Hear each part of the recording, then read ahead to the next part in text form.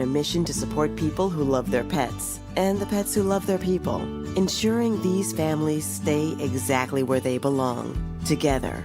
And you have something to offer. With an open heart and mind, there is nothing you can't do. There's no gesture too small or too big when it comes to helping. Whether donating a bag of kibble, sharing an Instagram post of a lost cat, or welcoming a foster pet into your home, every bit of kindness counts. You can help keep pets and people together. Visit petsandpeopletogether.org to learn how to be a helper in your community. This has been a public service announcement brought to you by Maddie's Fund, the Humane Society of the United States, and the Ad Council. From the 1-800-HURT-NOW Traffic Center. Hurt in a car? Call KNR. This traffic report is brought to you by Integrated Restoration, the right choice when it matters. Cleveland windstorms lift shingles, break seals, and cause hidden leaks. Don't wait for a ceiling stain. Call Integrated Restorations, your local experts in water, fire, and storm restoration. IntegratedRestoration.us. Any overnight construction should be wrapping up, and your initial drive towards downtown Cleveland this Thursday morning should be nice and easy. Jeff Thomas, Odyssey Cleveland Traffic. Broadcasting from the 92.3 The Fan Studios, fueled by True North Convenience Stores. The Browns are back in Berea. Hear the news right here and read all about it on the Odyssey app. WKRK-FM and HD1 Cleveland Heights, an Odyssey sports station, the radio home of the Cleveland Browns. 92.3 The Fan. Always live on the free Odyssey app. 92.3 The Fan, 2020 Sports. Now the Guardians fall to the Mets 6-5 in 10 innings. Cade Smith blew the save of the ninth. Tying run scored on an error by Ryan Rocchio. New York scored the lowest run in the 10th inning thanks to an RBI single from Bo Bichette. Then Tanner Bobby got the start last night. Good and bad from him. 5 2/3 innings, 4 runs, 3 earned, and 4 hits. The bad was the fact 3 of those hits were home runs. He would strike out 10. Guardians now have dropped 10 of the last 13 games. Upside is they're still just 3 games behind the White Sox in the AL Central. And the Guardians call up on Henao last night from the AAA Columbus Clippers before the game. Made quite the impression. Pretty good, as Henao had the effort of 4 base hits, including bringing in what at the time was the go-ahead run in the 7th inning. First ever Cleveland player to have 4 hits in his major league debut. Skipper Steve Vogt on the kid's first big league game being something to remember. That was a fun debut. Pretty special when you get 4 hits in your debut, and made a couple plays after the first one, and that's exciting to see. Fun night for him. And now did commit 2 errors in the game. Coming on the same play to make room on the roster, Gabriel Arias was designated for assignment. Browns head coach Tom Monken saying on Wednesday there's the chance that DeJuan Jones could start at left tackle this season if rookie Spencer Fano needs more time to get ready. Jones and Fano are currently alternating days at left tackle. Fano, the 9th overall pick in this year's NFL draft. Meanwhile, there is still a chance that Jones could be the starting right tackle when the season begins next month. NFL continues to reveal its top 100 players heading into the 2026 season. On Wednesday, Browns defensive end Gerald Verse, he was named number 35. Verse enters his first season with the Browns following the trade with the Rams that sent Myles Garrett to Los Angeles. Verse joining Browns linebacker Carson Schlesinger, who's number 93 on that list. Don't miss the Hall of Fame game. Cardinals and Panthers live from Canton tonight, 8 o'clock, right here on 92.3 The Fan. Headline sports news every 20 minutes, right here on 92.3 The Fan. From the University Hospital Sports Desk, I'm Jeff Thomas. Up next time for the Ken Carman Show with Anthony Lima, here on 92.3 The Fan. The Afternoon Drive. What's interesting is there's nobody that believes in Shador and Deshaun. This is very much an or conversation. Oh, that is interesting. It seems like everybody before a snap was taken in camp, everyone is either taken a pro Deshaun, which means you're anti-Shador, or vice versa. This is what makes it so fun, though. It's like rooting for teams, almost. There's a game that's happening here. The game is Team Shador versus Team Watson. Everyone's chose a side, and there's a daily scoreboard, and we get to keep track of who actually wins this thing. And by the way, if Team Shador loses, then we get to go ahead and just say the game was rigged. The Afternoon Drive. Weekdays starting at 2. We are Sports Radio 92.3 The Fan. The Ken Carman Show with Anthony Lima. The first big league at bat for Angel Henao.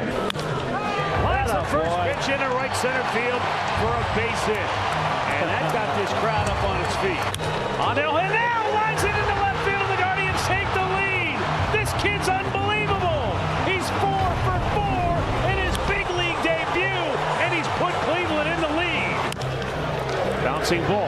Rocchio has it go off the end of his glove, and the Mets have tied the game. Right field, base base hit. Mets have the lead. Lindor scores. Bichette's going for 2. Joe Adell's throw. He's going to be on the money. Plenty of time, and he's out. Well, Bo Bichette literally just ran himself into an out. But the Mets have the lead, 6-5. The runner at second base is Angel Henao. Stephen Kwan is the batter. Guardians down a run. He squares. He bunts it right up into the air. One away. Ground ball to the first baseman, Young. And the Mets stun the Guardians tonight in extra innings. 6-5 is the final. This is Cleveland Sports Radio, 92.3 The Fan. Audio courtesy of Guardians TV. Did you think it was did you see it? I actually kind of thought Chase DeLauder went. On the situation where Stephen Vogt got thrown out. I watching it, I kind of was like, I think he went. Well, Kenny, it's funny you ask. It would have been nice to see that. Either way, would have been nice. What do you mean, Tone? You didn't watch the game? You would expect when you are at one of the highfalutin, highest rated. I didn't realize I was setting you up so good. One of the when you look at a place to stay, if you come into Cleveland, where we have a bunch of people in our industry come in. This is a big event in the radio world here in Northeast Ohio, and there was a get-together last night. You would think at that particular hotel lobby or bar or whatever, you would expect the hometown baseball team game to be on. And when it wasn't on, and I'm looking, and I'm going, all right, there's a WNBA game there, and there's another baseball game on. All right. This is the vaunted 2 TV setup. So need more TVs from Extend Technologies. Well, everybody's kind of looking around going, is anybody going to say, okay, but there's a lot of people to get through, so you have to get to the bar. There were like 70 people there involved with this symposium, if you will. And so everybody's just getting drinks. So do you want to be the guy to be like, stop getting drinks for everybody, put the game on, when all these people are not from Cleveland? They don't care about the game. We care about the game. People in our radio cluster, we care about the game. So finally, I'm like, I got to go. So go ask, put the game on. I go to the bathroom. I come back out. And they're like, hey, the game's on. I'm like, oh, great. It wasn't a game. It was a different game. It was an older game. It was a game that had been played. It was the Guardians and the Reds. And next thing I look, the line is 15 deep to go talk to the bartender. So over the game? No, to get drinks. Because again, these people don't care about the game. So that was it. There was just no game on. That was it. I was just checking my phone. There was no game. Just was not on. My first reaction is shock. My second reaction is, okay, it makes sense. Hear me out. So you guys don't know this. So there's a big radio convention today and tomorrow here in Cleveland. And Lima went to a meet and greet, almost called it a mixer. And I'm like, oh, that's not a good thing to say. Lima went to a radio meet and greet. Oddly enough, I wasn't at it, which is par for the course for everybody here at the station. I only go to the ones where the listeners are at. Like tomorrow at the Crushers game, where you can come on out and hang on out with the Crushers. Hopefully they win. And the game will be on. And the game will be on. And Nick and me and Lima will be there. Yes. We're throwing out first pitches. I'm nervous about that. We'll talk about that why later. But let me explain why I'm not surprised. It was a hotel bar. All right? Hotel. Right? Not going to say which one. Nice hotel, correct? Very nice. Nice hotel bar. As good as we have. I think Owen's going to agree with me on this. Nice hotel bar. If you guys were... It doesn't make sense because Streetsboro's a half an hour away, all right? But, if you go to, unpaid testimony, if you go to Chuggers in Streetsboro, the Eagles and wherever, that's not a hotel. You tell them put the game on, I'm going to put the game on. They already have a billion TVs in there. Right. So the game's going to be on because you're talking to a lot of people who are from here. So they're Northeast Ohioans, they're local people. That's the way it is. At a hotel bar, and I'm imagining it's a nice place again, like you had just said. Oh, yeah.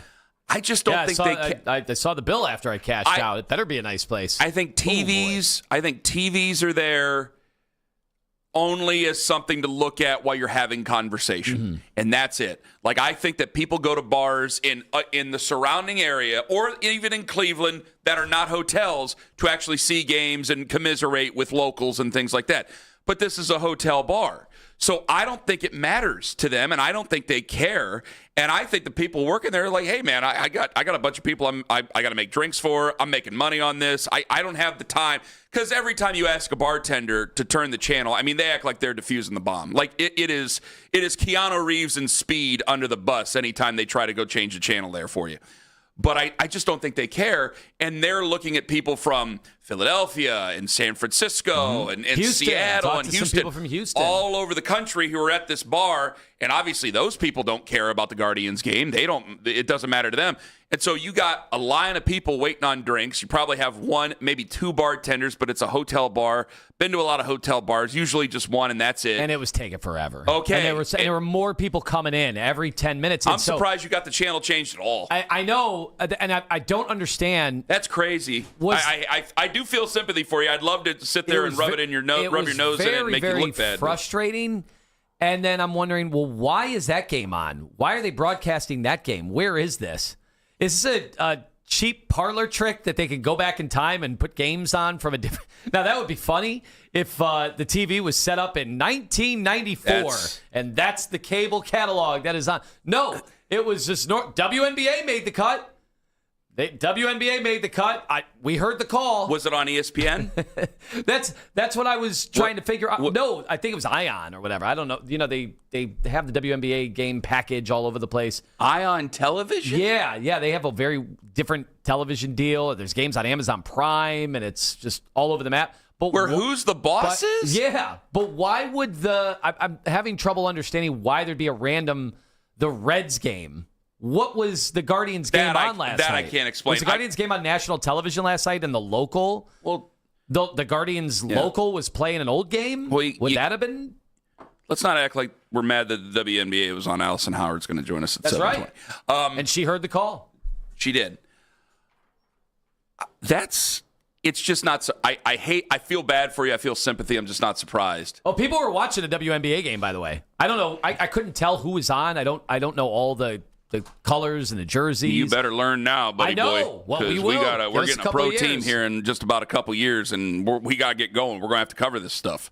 And no expense. No expense. They're not going to worry about anything they said already. We're going to go out and get whatever free agents. All right. Brianna Stewart played last night. Okay. Did you see Brianna Stewart out there? Well, the TVs were not that big. I'm trying to find where you. Well, because I think to them, I don't think there's any bartenders maybe listening at 6:10 in the morning unless they had to clean up and then go home. Pulling an all-nighter. Yeah.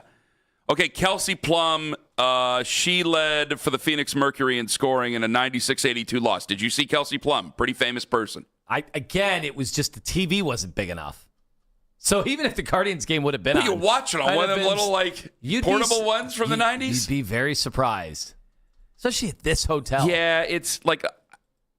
I remember when I went to South Bend, and it was one TV and a hotel lobby, and the place was crawling with people. It was the night before the Wake Forest game, right? And so there's a bunch of Wake Forest fans in there, which was really weird. Me and my buddy are like, this is odd. I wanted the Notre Dame experience, and we're not getting the full Notre Dame experience. Either way, you couldn't turn the channel. They didn't care. Like, it was, I think I had the same situation. It was an innocuous game, a Friday night, like nothing, and it might have been an old one, because I think people are at hotel bars either to unwind from their travel, they don't want to be talked to, they don't want to bother with anybody, or let's call it what it is, they're there to hook up. Yeah. Oh, yeah. And so the game, like, that doesn't matter to them. And so you telling them to turn on the game is probably an odd request to them, where if you were at a bar in Parma, you don't even have to ask. The game's going to be on. You would just expect the bartenders who are from here to be keeping tabs on the hometown team. They don't. Whatever. Maybe don't. not. Now, again, the TVs weren't big enough. If I would have squinted, do you think I would have seen Stephen Kwan try to get ready for his big bunt opportunity in extra innings? Has anybody left a bar over people not turning the game onto the game they wanted? Oh, yeah, for sure. Locally, I would probably say, yeah, it's happened more at times than I think. But have they left a hotel bar?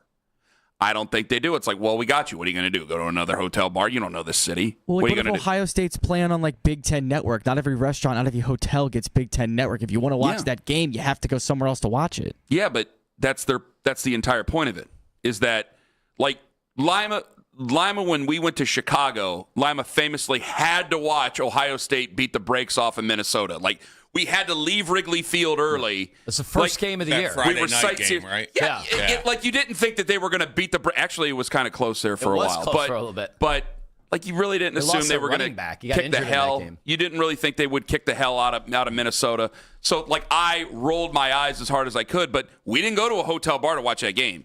We went to an Ohio State, like, backers bar in Chicago to see it, but that was a different bar. So you were at a hotel bar. Long story short, you were stuck. And I feel sympathy for you because Stephen Vogt went out there to the third base umpire, pled his case, got thrown out. Second time as a manager, he's been ejected from a game. No more Mr. Nice Guy. Which, you got to think about it now. They're under 500. He's been playing cool, like, hey, it's going to break. But you know what? Did he or did he not go out there? And as the rain was starting to come down on Sunday, get into it, Tony Lavallo. And then you have this that happened. So he's cracking. Some things aren't going very well. But I will give him credit for the presence of mind to cover for somebody. He gets thrown out in the sixth. Stephen Kwan comes up, bunts later on. Place goes crazy, not in a good way. No. Stephen Vogt covers up for either Tony Arnerich or Stephen Kwan and says that the code red came from the dugout. The Quan bunt was from the dugout, yeah. A lot of times at home, extend the game, put some pressure on them defensively, which didn't execute. All right, that's a Kevin Stefanski answer because I want to win the game. I don't need to go out, extend the game and pressure and things like that. Like Stephen Kwan's batting like 8,000 in the over the last month. I didn't like the call, obviously. And your first reaction is to rip Vogt. Well, did Vogt, how do you communicate? Like, he's not going to be like Bobby Valentine and put a grease mustache on and sunglasses. That's the question. If you've ever been down there in any of these baseball venues, you walk around in a clubhouse. Like, if you did want to get the message out, you could easily get the message out. You don't need a cell phone. Like, it wouldn't be hard. Could you sit down the hallway? Right. Have him bunt. That's what I'm saying. He could still walk around back there where it's not in the view of the cameras. 10 feet from being in the dugout or not being in the dugout. Yeah. Like, getting ejected, you're still the manager. You've not been revoked. He's not literally in the shower. Yeah. And even if he was in the shower, he'd be like, I'm getting under my left armpit. Bunt! Yeah. Bunt! So like, do you everybody think, would know exactly. Well, do you think he made the call or is he covering for somebody else? That's what I don't get. Why wouldn't he make the call? Is he going to abide by the rules and regulations of, I have been thrown out of this game properly, I will no longer have an impact on this baseball game? Did Quan just decide to bunt on his own and Vogt being the manager going covering up? Yeah, I'll take the heat on that. That honestly, Owen, that to me is the most likely scenario. I mean, he's not against bunting, Stephen Vogt. Now, he's not Tito Francona when it comes to bunting, where it was just an art form to him. But he's not against bunting. And you're not, I know you're not in the dugout. But again, like if Hugh Freeze can call an offense from a suite in a hospital bed, or Mike Pettin can call in from the hospital for his football game. That was a story he told. That was a great story. I would imagine Stephen Vogt could sit in a chair down the hallway and kind of yell what he wants to do, looking at a monitor. But I'll tell you what, he has to sit in a chair. It's a long way to that clubhouse. We've been in there. Yeah, oh yeah. That is a longer walk than you think to that clubhouse from the dugout. There's a game of telephone that could be played. There's not a force field. He's not in a bunker. Like, if they want to get the messaging. They also ejected him from the game, which stops at the doorway of the dugout. It's not like he had to go all the way back to the clubhouse. Yeah. I mean, there is. I do wonder what the actual people haven't rules. Been down there. There's an open room right behind the dugout. They've got security still got that water too, fountain there. But if your hometown security Are you like, sir, I don't want to hear anything more. You've been ejected from this game formally. Type of a fake hard ass does something like that. Come on. And it's not like it's like camp security. It's a cop, and a cop doesn't want to. Cop doesn't care. He wants to win the game. Go, do it. Yell whatever you got to yell. But do you think Stephen Kwan decided to go rogue, or do you think that Stephen Vogt, regardless of if he went rogue or if Vogt told him to do it, maybe not pop it all the way to the third baseman? Yeah, there is execution. Yeah, that's a good point. There's this novel concept called execution. Yeah. That you are expected, especially when you've been lead off most of your career. Yes. Save for a month this season when you were not good. Now, because it is results based, he's been hitting the cover off the ball. He bunted the cover off the ball. I just think what was the launch angle on that an bunt? extra cover back onto the ball. This could get really the third baseman's glove. You're right, and this could get really into the weeds here. But like, I think you really got to pick and choose and know when a real bunt situation, because America hates bunting now. Baseball fans hate I've seen bunting. the polling. It's now a 95-5 issue. We've all become like, I can't ask it now because they just lost and Stephen Kwan just had a terrible bunt attempt. But I think in general, if I were to ask in January, I really do think a good 80+% of those polled would say no, get rid of the bunting. It's stupid. Now at the radio convention, if you did the polling, they would be talking about Kelsey Plum and her night last night because that's all they saw. Away we go. Wait, you said you didn't know if Kelsey Plum was on. Squinting, Ken. Well, you could see Kelsey. Oh, I thought she was taller than that. She's only 5'8". All right. Well, also I should have taken into account the actual hotel that we were at because when that bill came out, I'm like, maybe I shouldn't have bought drinks for everybody. Oh boy, I can explain that one to the wife. Triple digits. Whoa! Are you serious? Out of nowhere, it was a sneak attack. I'm like, oh yeah, I'm at a nice hotel bar. For me, I'm just at any bar. I wasn't thinking where I was at. And these people are all expensing everything too. The whole weekend expensed. All these highfalutin luminaries. That's maybe one of the dumbest things I've ever seen you do. Because the lines were so long. I'm like, yeah, Chase, I'll get that one. I'll get that. Keith, I got that one. You show me how to do an expense report here at the station? Stupid. Crusher's Night's coming up soon. You can get it back. Yeah. We'll see about that. Well, I'm not helping you out at Crusher's Night. To hell with you. All right, coming up in 5 minutes. Don't call it a comeback. Somebody had a wonderful day yesterday. It's on the Fan. 92.3 The Fan, 2020 Sports. And the Guardians lose to the Mets in 10 innings, 6.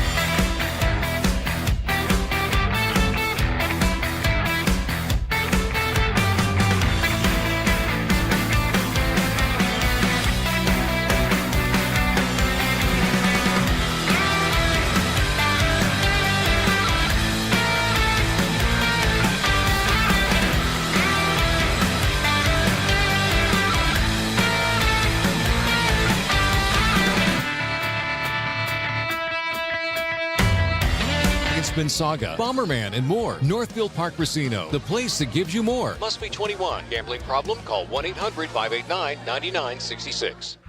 Deshaun Watson, Shador Sanders. The Browns QB battle is back. We're your home for training camp and preseason coverage. The radio home of the Cleveland Browns. 92.3 The Fan. I thought Deshaun had a great day. This was his best day of practice by a long shot. He was sharp. He was on time. He was on the money. He was throwing the football in tight windows. They had a little red zone period down here where I think he completed almost every pass for a touchdown. He was operating the way you would expect a very good starter in the NFL would. Doggone it. Well, doggone it to heck. Well, that'll do it. This thing is over. Shut up. I'm being sarcastic to a degree. Darryl Ryder, he had more to say about it yesterday. That was Joe Thomas, by the way, in case you didn't recognize the voice. Yeah, he was on Afternoon Drive. Darryl Ryder was on Afternoon Drive.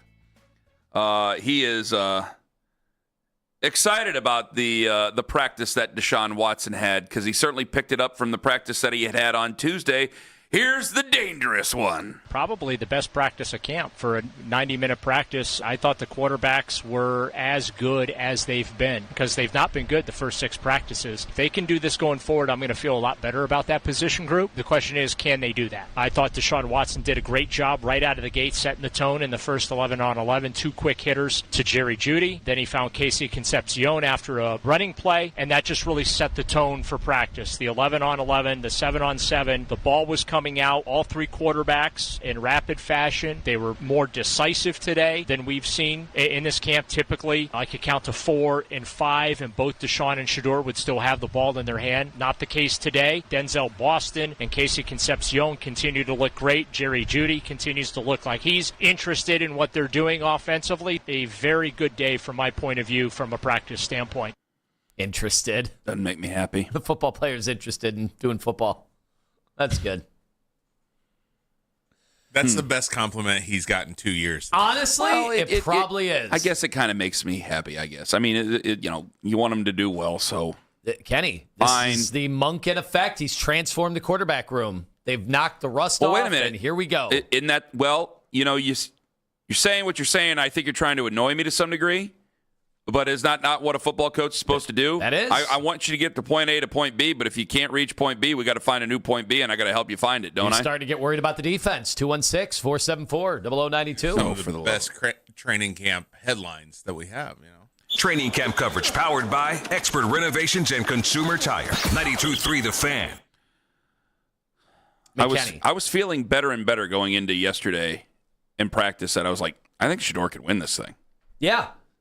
And do you still feel that way at all? What, you felt that way too? Oh yeah, okay, yeah, for sure. All right, it wasn't even when I said to you yesterday, I was like, I think Shador might be in the lead. Well, and then we got the note that Monken wrapped up practice the day before after a touchdown drive because he's like, we've seen it, and then Deshaun didn't get more reps because of it. Yeah, and people are like, well, that's if you're just trying to, guys, we're all looking at breadcrumbs. Mm-hmm. I know there was the report that Monken was going to give one game the start to one QB, then the other game, and then try to wrap things up for that third dress rehearsal, which made sense, but then he kind of pushed back at it. But then when they had wrapped up practice because Shador finished strong the day before, we're like, oh, okay, boy, take note of that. Like, go back to that and remember that, file that away.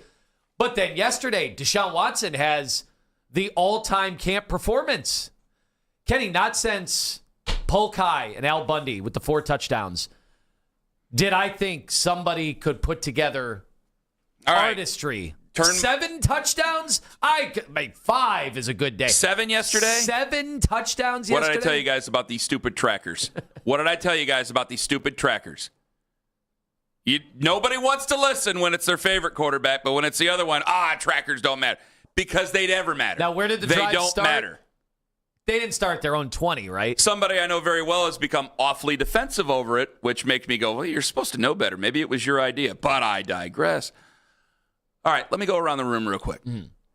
As of today, August 6th, who's in the lead for the QB job for the Browns? John Colavita, go! Shador, come on. One day of practice, one good day of practice does not warrant a start. Come on. Oh, and let him in go. Probably Deshaun. Anthony Lima, go. I thought Shador. Say what it is today. Shador?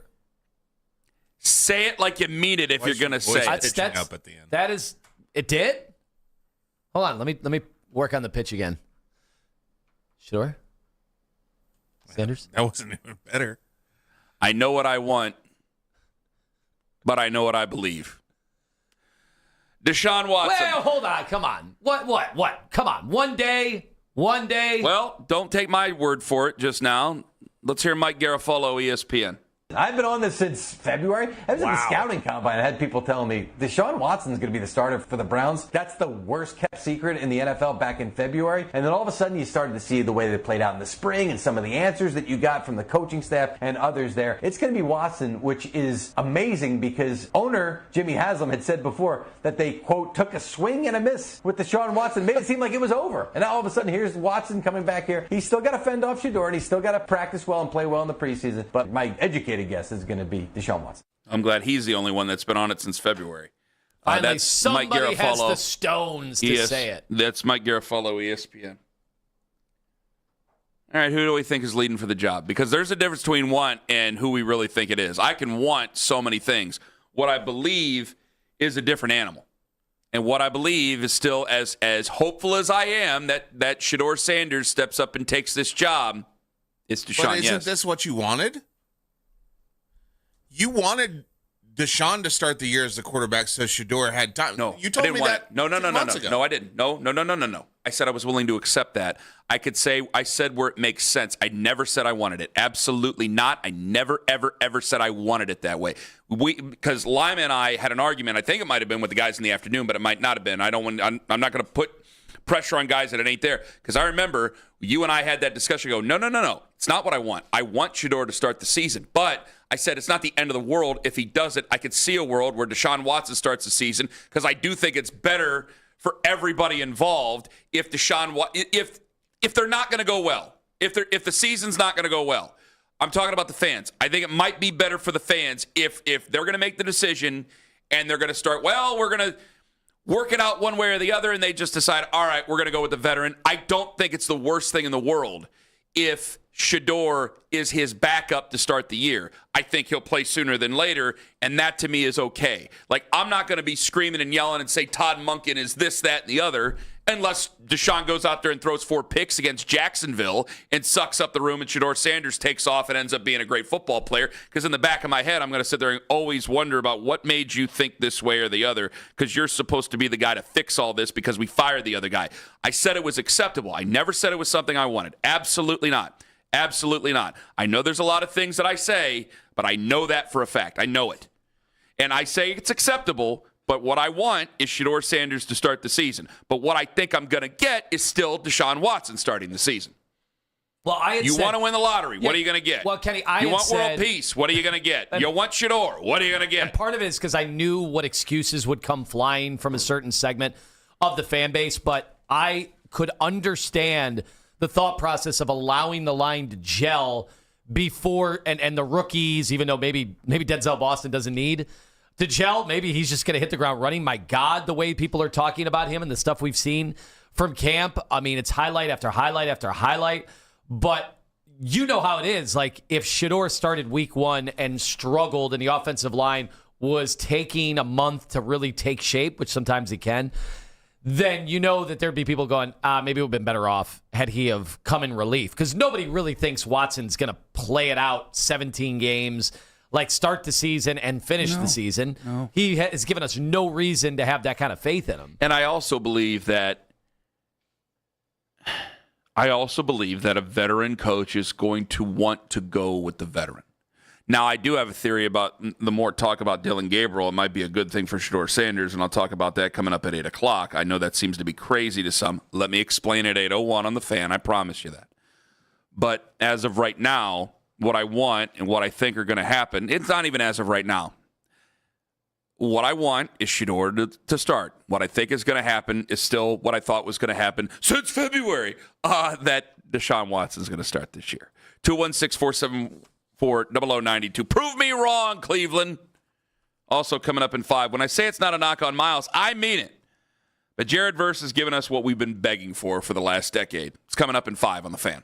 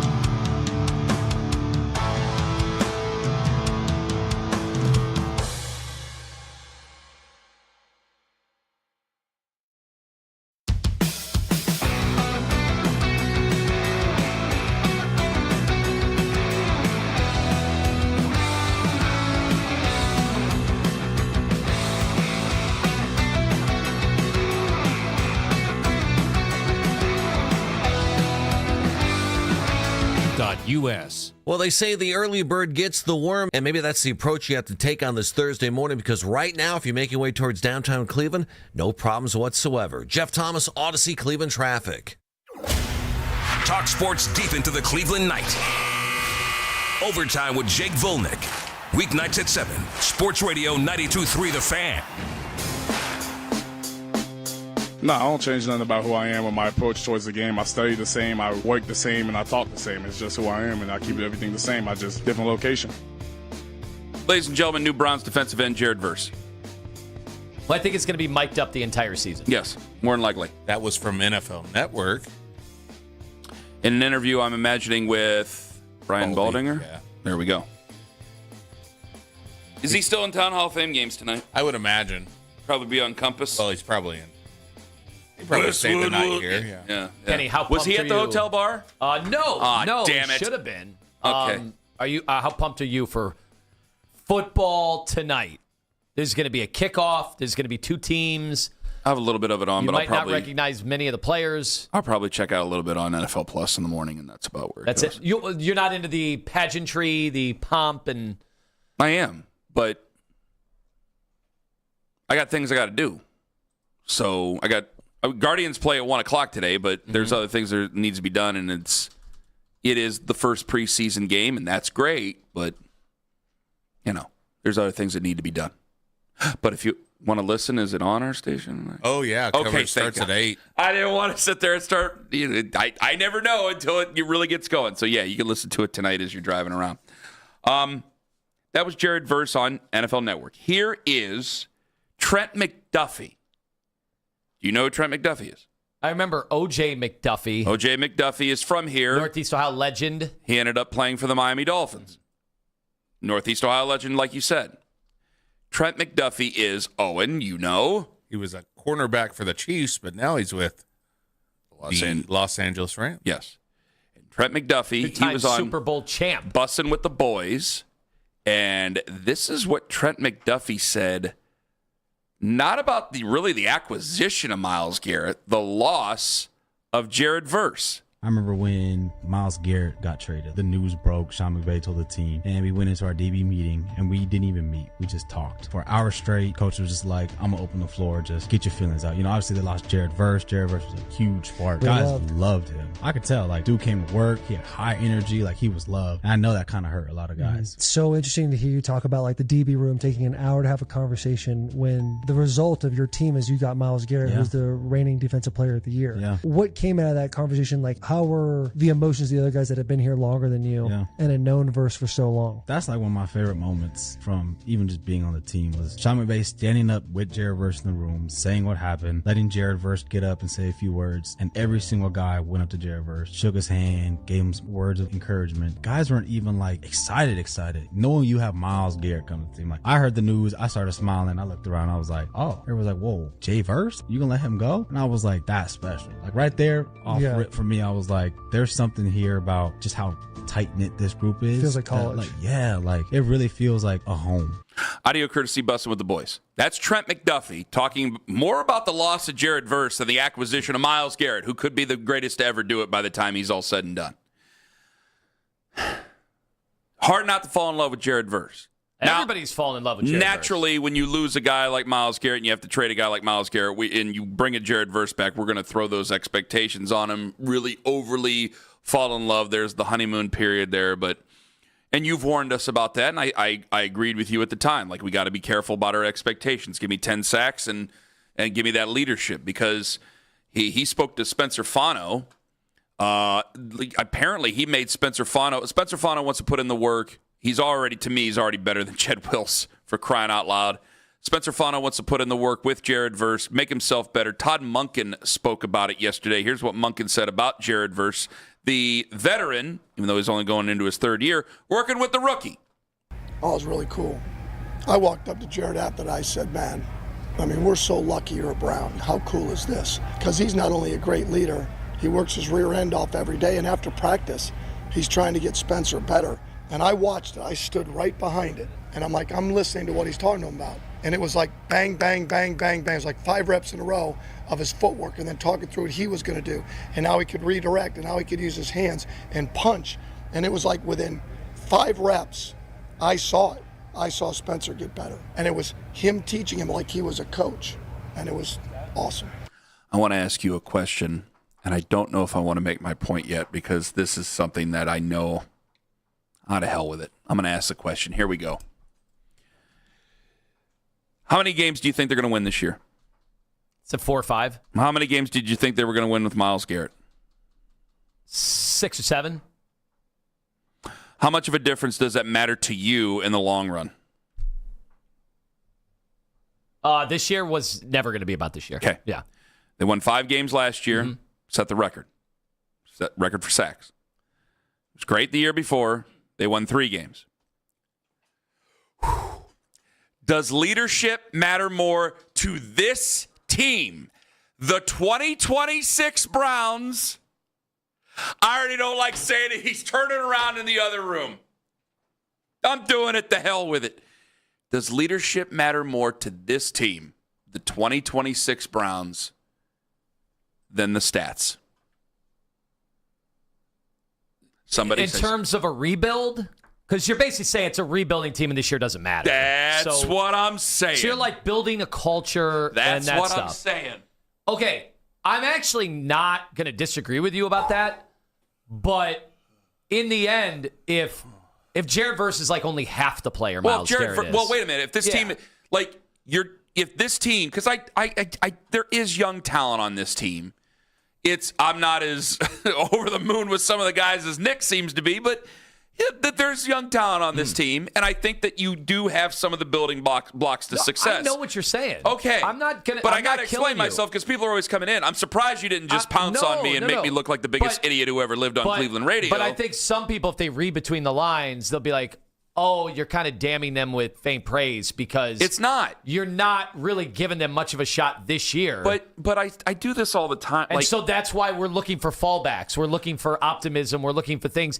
Like the leadership stuff, that's all great. Will it matter in December when they've been mathematically eliminated from the playoffs? Yes. Are we going to care about Jared versus leadership? Well, it depends. I mean, because again, you got a young bunch of guys here. How many of these guys, like the young guys, like you see Carson Schlesinger playing here a long time. Right now, Casey Concepcion, who just started, Denzel Boston, who just started, Spencer Fano, who just started. You see Grant Delpit here for the foreseeable future. You see Denzel Ward here for the foreseeable future. You got good football players here. You have talent here. Your first Super Bowl window is closed. I don't think that this is a second Super Bowl window yet. I think it's too premature. Sorry, Mary Kay. I know she'll join us at 8:20. I lost track Let's of not our get Super Bowl crazy with windows. this. So what I'm pointing out is that, hey, Myles Garrett got all the sacks in the world, it seemed, last year, and that was the biggest thing. That's the only thing that we had to look forward to at one point, that and seeing what the hell Shedeur Sanders had with last year's offense. It's the only reason they sent an actual broadcasting crew to those final 2 games. They won 5 games. And you said it last year. They probably would have won 4 had it not been for Aaron Rodgers being so deathly afraid of Myles Garrett. But he just didn't want the record set against him. So say Myles Garrett had 17 sacks. Would Aaron Rodgers just lined up and let it fly and possibly beaten the Cleveland Browns? I can't say that for sure. Garrett won those 2 games. He won the Rams game, the Jordan Love just inexplicably throwing the ball over the middle of the field. The bottom line matters more than anything. And I'm a rah-rah guy. And I know people like to do the cut and dry, black or white. I live in a gray area here. So I am putting my toes in the pool, and I want to ask everybody. We have Allison Howard coming up at 7:20, Cleveland Sirens president. So 216-474-0092. I didn't really give you the best case. Don't have a lot of time to do it. Does leadership, you have Jared Verse now. You're hearing about how Trent McDuffie and the Rams falling all over themselves that you're getting the best pass rusher in the NFL. There's a lot of people who think you've just punched your ticket to a chance to win the Super Bowl, that you're going to be the NFC representative. And you have Rams players emotional about losing Jared Verse, emotional about losing that man. And now you have Jared Verse, who's already been emotional here, already working with Spencer Fano. Everybody loves him. I don't want to put too much pressure on him. Everybody loves him. Does his leadership matter more for this 2026 team than what Myles' stats would have meant? 216-474-0092. Ken Carman, Tone Master General, Allison Howard. We're talking the Cleveland Sirens at 7:20. I want to hear you guys in 5 minutes on the Fan. This is an Odyssey Sports Minute. Jaden Daniels has a new weapon. The Commander signed Stephon Diggs to a 1-year deal.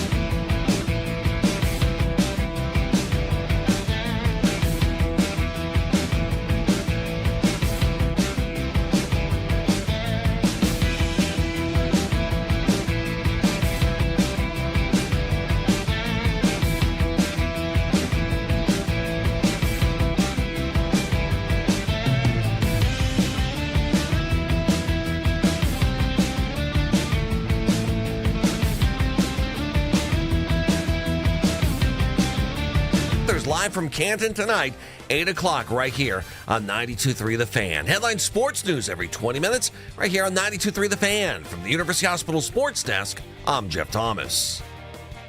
Get to the 92.3 The Fan YouTube channel to see daily Browns training camp breakdowns with Darryl Ryder and Coach Lance Reisland.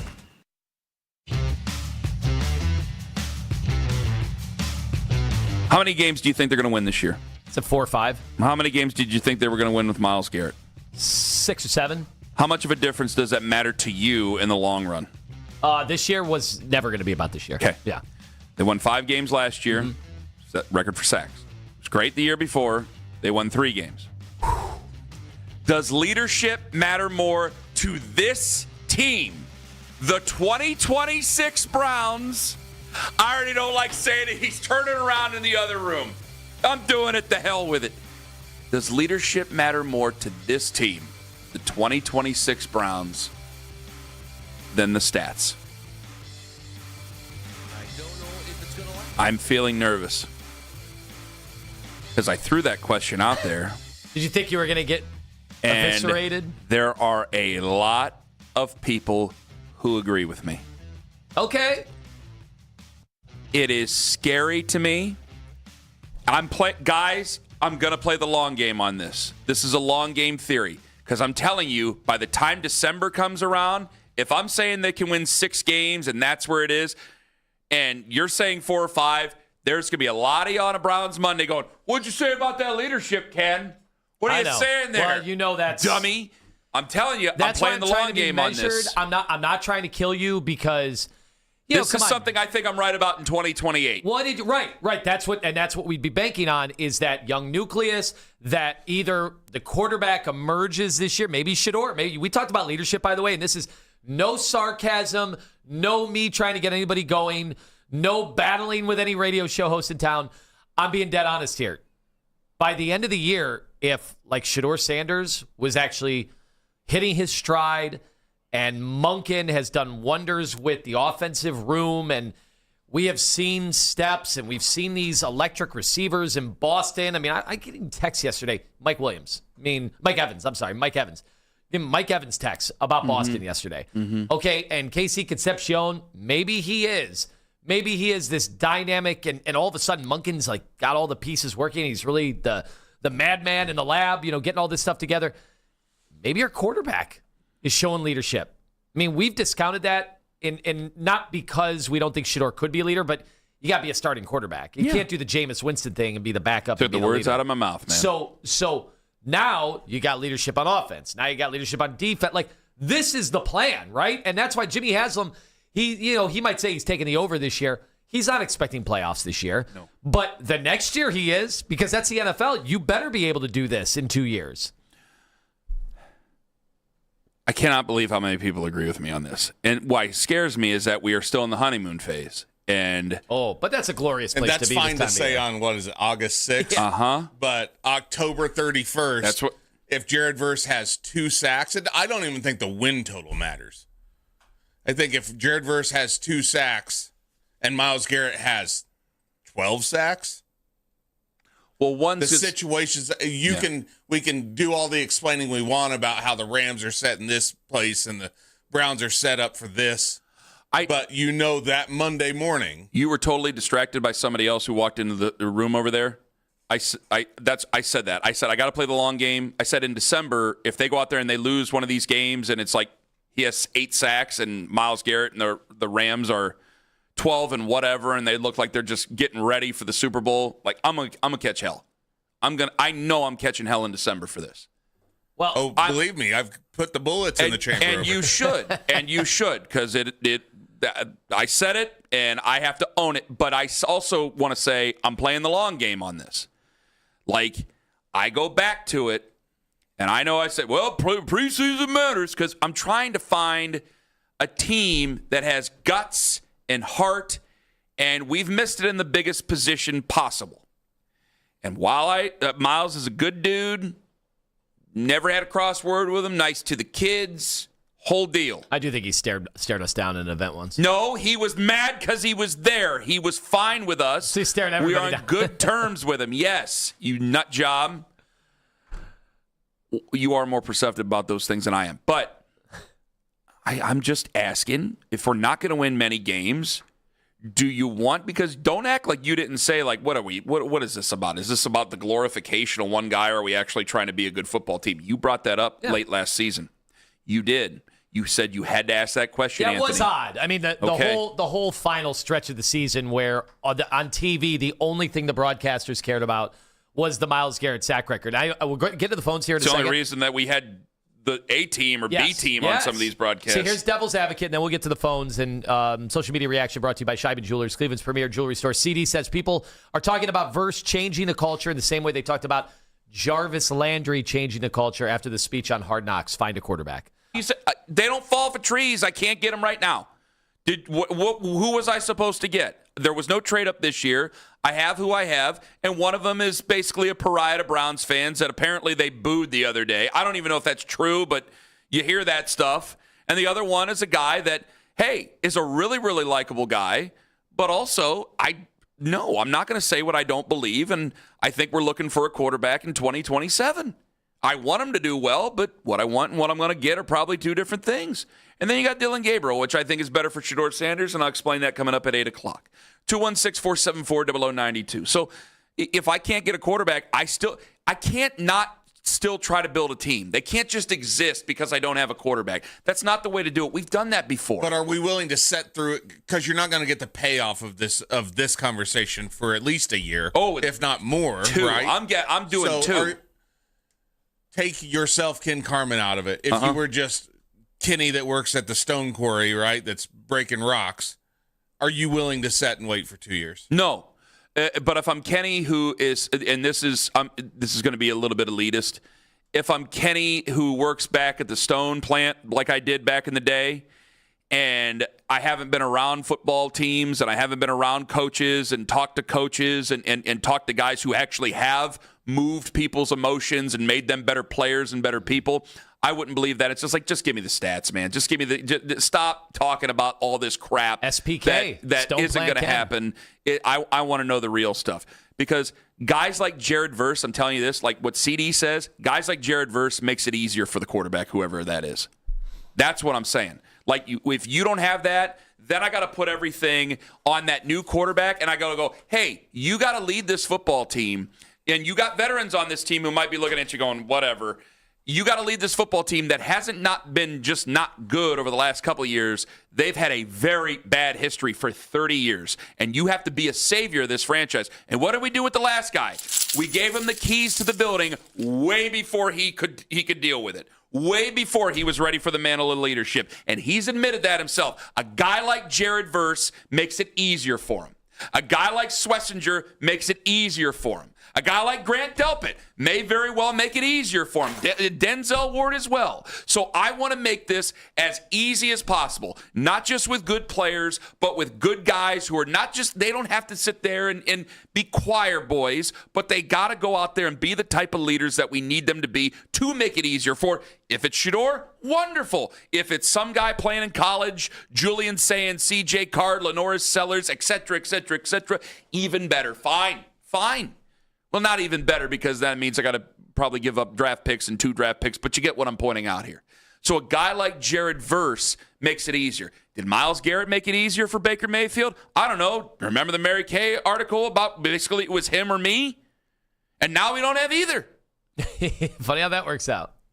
I'm not doing Champions Pose, and I'm not going to do it for a while. I'm going to take a beating on this, and I deserve it, and I'll be waiting for it. I'll say the same damn thing, because I guarantee you, if I think they're only going to win 6 games, that means that we're going to come in here, and they're going to get boat raced in some of these things, and you guys are going to be upset, and you're going to call me the biggest idiot in the world, and I know that I'm just going to have to stand in here in this and take it, and that's fine.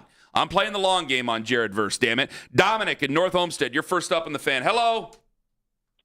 Hey, just wanted about the Browns' leadership. We all know Joe Thomas was a really good leader, but the Browns went 1-31 when he was the leader on the team. So I don't think leadership means anything for the Browns. Okay, great. Thank you very much for the call. That'll do it. Yeah, well, I know I'm not going to. Dominic is the exact example I just said.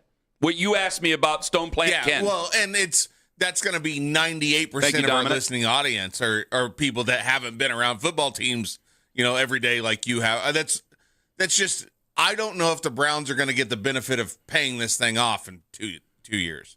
Let me get to Blake on if they don't get the benefit, at least starting to see that means that either the quarterback that they have or the quarterback that they take ain't doing very well. And I've said for a while, you're going to pay the receipts of Deshaun Watson for a decade, and we're in it still.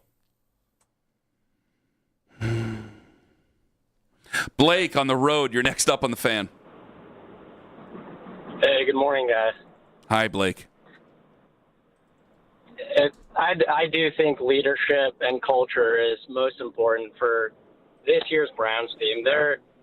Ultimately, this is about having a team that is ready to win and is prepared for the quarterback in next year's draft, because at the end of the day, this team isn't going anywhere this year, as bad as I hope they do. Blake, 6 wins isn't going anywhere either, right?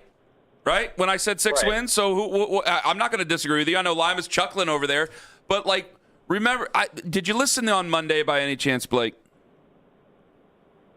I don't think I was on Monday. So on Monday, Lima asked me about my opinion of Jadeveon Clowney and what I would have thought. And it's easy to say that he was signed by the Texans, but I'm like, no, that's a Paul DePodesta move. Because the problem I've always had with Paul DePodesta, he doesn't know how to build a football team. Okay, he's a cyborg. And if he had that much power, that's why we had a team that had some talent. We did have some talent, and we didn't really do jack squat in the grand scheme of things. Because if you just got a bunch of guys in a locker room, you don't have a football team. These are just guys in a locker room. And that's my entire issue with it. And I need people that know how to put a football team together, because you need each other, because it's the most team-dependent sport that we have, and that's why we love it. This year ain't going to be good. I'm playing the long game on this, Blake, and thank you very much for the call. I know it. I'm telling you, we're going to have one of these ones where we take it on the chin and it's not competitive for the entire fourth quarter, and Owen's going to remember it, and he's going to play it, and he's going to put me in a position to have to defend these opinions later on. I know this. On the other hand, I know we got to go. The Rams players, have they not seen Myles Garrett play? Were the Browns in such obscurity for the last 9 years? They were probably too busy winning and going to the championship. Is that what game it is? Like they expect to be in the Super Bowl anyway? Because do they understand who they're getting? Are they a bunch of veterans who know just how much culture really?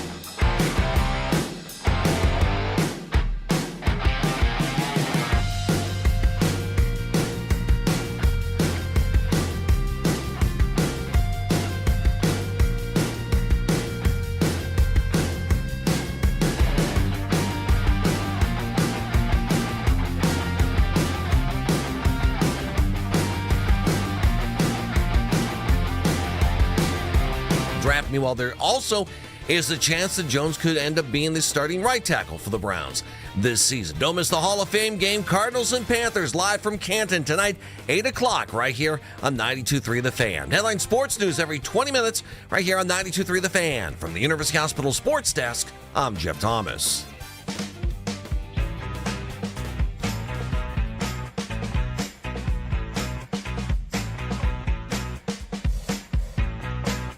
We got a new team in town. It's called the Cleveland Sirens.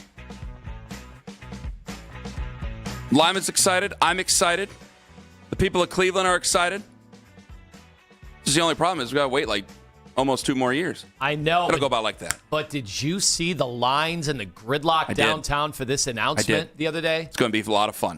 It's going to be a lot of fun. And by that time, I'll probably be right. The Sirens will be playing, and I'll be right about Jared Verse, won't I? Champions pose. Let's hope. Let's go to the Wise Heart Right, We Make It Right, Call Car Right hotline. Ladies and gentlemen, we welcome in Allison Howard. She is the president of business operations for the Cleveland Sirens. I just want to call her the president of the team. I mean, that's what I'm going to do. That's the way it goes. Allison, good morning to you. Good morning. First off, how did you guys come to this name? So, good question. We had a lot of community input, and we knew that that was absolutely paramount for this team to be received successfully and to also succeed once we are even in the community. So this did start 13 months ago. As soon as the team, the WNBA, awarded us the 16th franchise, we started to go out into the community and we surveyed. And we had focus groups, and I was all over town, and the team was all over town, just talking to people and hearing from them. And we listened. I mean, I called it the year-long listening tour, and that will obviously continue. But we were able to get to the Sirens name based on that listening tour. Why? And I like the Sirens name, so this isn't a criticism at all. Why did you steer away from the name Rockers, though, when that was the team that was here for 7 years, from 97 to 2003? It was a part of the listening tour. We really heard from people that they were ready to move forward, and they wanted to have a team that was very progressive and representative of where Cleveland is going and also where the WNBA is going. And for our fans that are here, in Cleveland, they know that we do an amazing, this city has such deep roots when it comes to our sports history. And we can always give, odes back to that and an homage back to the teams and working with them. And we can also be moving forward. So it was really important to us. If you've seen the video, Janice Braxton was our voiceover. She was a rocker for us from 97, 98, and 99. And she was involved with it at the very beginning, really. And that was also really important to us. And then we had 8 different Rockers players in. I had dinner with them Monday night. They were a part of the unveil on Tuesday, and they were elated.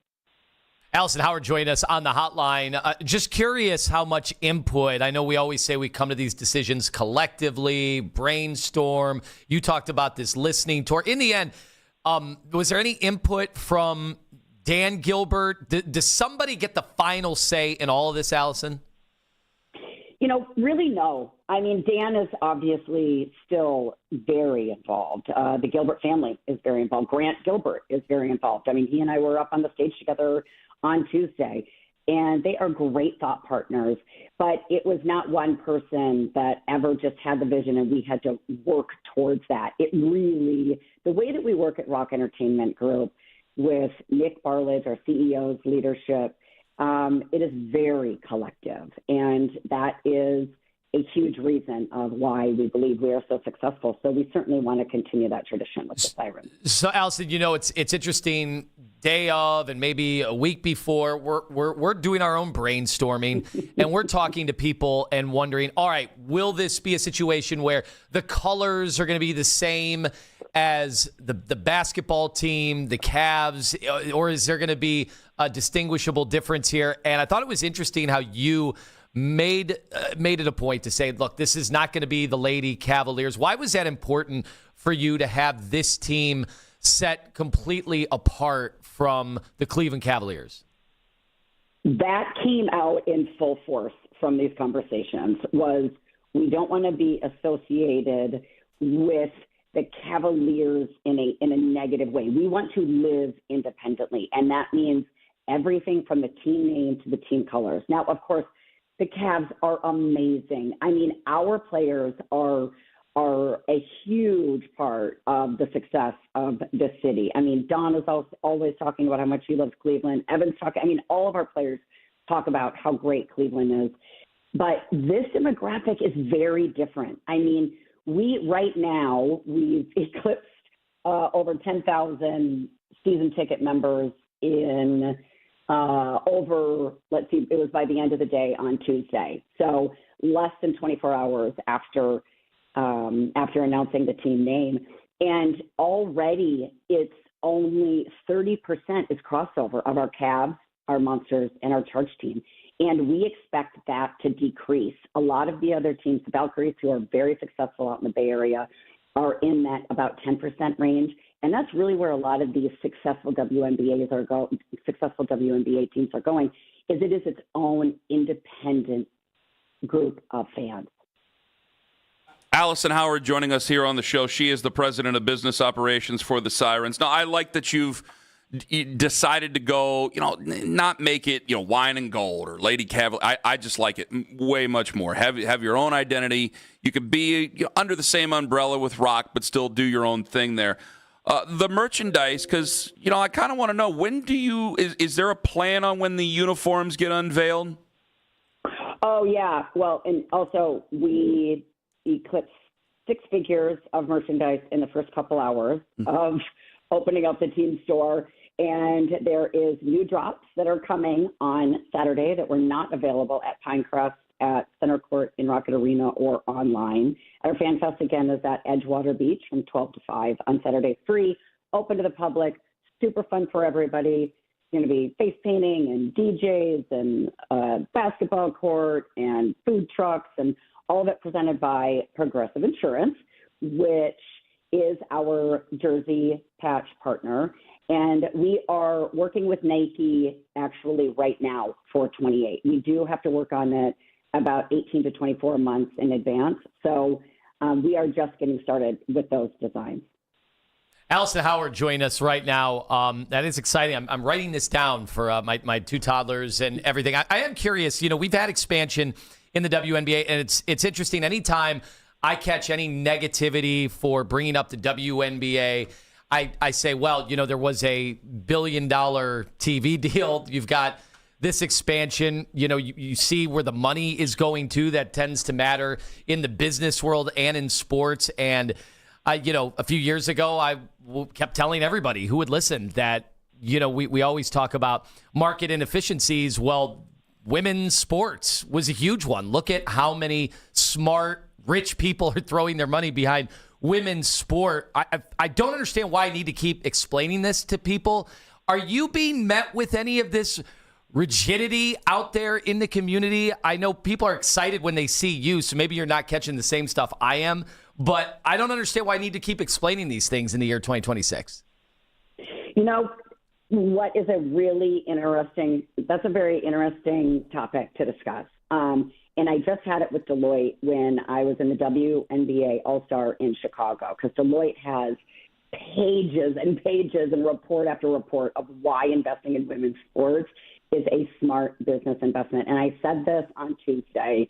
If you are a brand that is not investing in women's sports, your marketing portfolio is not complete. And this is where KeyBank, Progressive Insurance, and Cleveland Clinic are going to be steps ahead of other brands in their categories. And this is the case across the country. They already saw and they already knew. They did not have to be convinced this was a smart investment. And they also had women executives at the table who understood this was important for the community. It was good for the community, but it was great for business. So what what is next for the team? You have the event on Saturday at Edgewater. I want to get into more of that coming up here in just a moment. But, how do you keep people stoked for the fire stoked for fans to be involved and wanting to get involved and making sure that they want to be there night one over the next 2 years? That's still a ways to go. Well, we said it on Tuesday. The siren is impossible to ignore. This team will be impossible to ignore. And even those of us on the business side will be impossible to ignore. You will see us everywhere in the community. The community is a huge part of everything we do. Growing the game, investing in girls, investing in their health, investing in their future, investing in their confidence. So we will be many, many places. There's going to be a lot of new opportunities. There's going to be new partnerships that we are going to be announcing in the coming weeks. And just a lot of information, too, about what it means to be a season ticket member. I mean, we anticipate that a lot of our new season ticket members have never been season ticket members before. So they don't know what it means to pick their seat or the different product options of having a full season or a half season or which of the 7 clubs that we have in Rocket Arena best fit their lifestyle. And the merchandise options and the discounts for the food and beverage and the trips that we're going to take and. So it's a lot of education. So like I said, the listening tour continues to go on. All right, so Allison, we've had a lot of fun conversations. I got a not-so-fun conversation that, quite honestly, I got to say I'm pretty embarrassed by, which is how people are covering the WNBA that will never watch a WNBA game, that don't care about what's actually on the court, the culture wars, the stuff you see online that is really unfortunate. And that's in addition to the whole Caitlin Clark and how she's being treated, right now and what the fraternity, or I guess what would you say, sorority of individuals that are in that league, how they are confronting all of this. My question to you is, what are you learning out of these conversations and how the league is being covered right now? It is actually something that we are going to work with Cleveland Clinic on. And it's one of the reasons that working with them, they have this WISER program and Women in Sports Exercise Research. And it is about how we are going to best prepare our players for everything that comes at them, the good, the bad, and everything in between, and how to control your reactions to it, how to manage all of the emotions that come with this so that we can always respond in a professional and responsible manner. Allison Howard joining us on the show. So tell us more about the Fan Fest coming up on Saturday, if you can. Absolutely. Edgewater Beach, 12 to 5, free, open to the public. We're going to have face painting. We have some local food trucks. We have a whole neighborhood shopping that's presented by Rocket. Cleveland Clinic is there with a cool down station. And the whole thing is presented by Progressive Insurance, where we are going to have a DJ and just a ton of fun activities. And our team shop. There is going to be, like I had said, there's going to be new merch that'll be dropping, and really come and learn and be a part of experiencing who we are. And then also, if you are an IP holder, we have a special VIP holder tent area that's presented by KeyBank.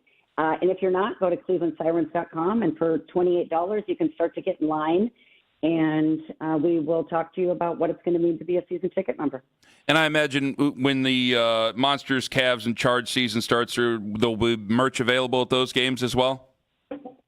Oh, yes. Okay. Absolutely. Excellent. Allison, thank you very much for the time. Congratulations on all the hard work and everything that you've done, paying it off. And hopefully we'll talk to you very, very soon as we get ready for the first season coming up here in a couple years. Thank you very much.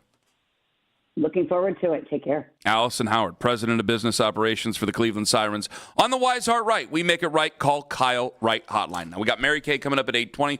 We'll talk about who she thinks is the leader right now for the quarterback competition, whether or not that it even is a leader, or if we have to wait until next Saturday in preseason game 1 against the Bears. Coming up in 5 minutes, who ordered the code red for Stephen Kwan to bunt? And this offensive coordinator for a day idea coming from Akron is silly. But the Zips are already claiming champions pose on me over it. It's coming up at 7:42 and About Last Night on The Fan.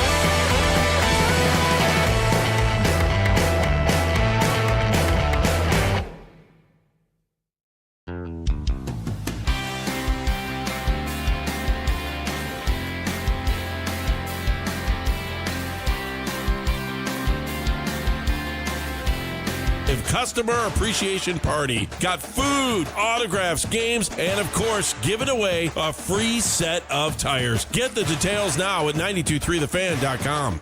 Sign up to be a part of the fan club. Download the free Odyssey app and follow 92.3 The Fan to get all of the best audio and best stories sent straight to your inbox. 923thefan.com.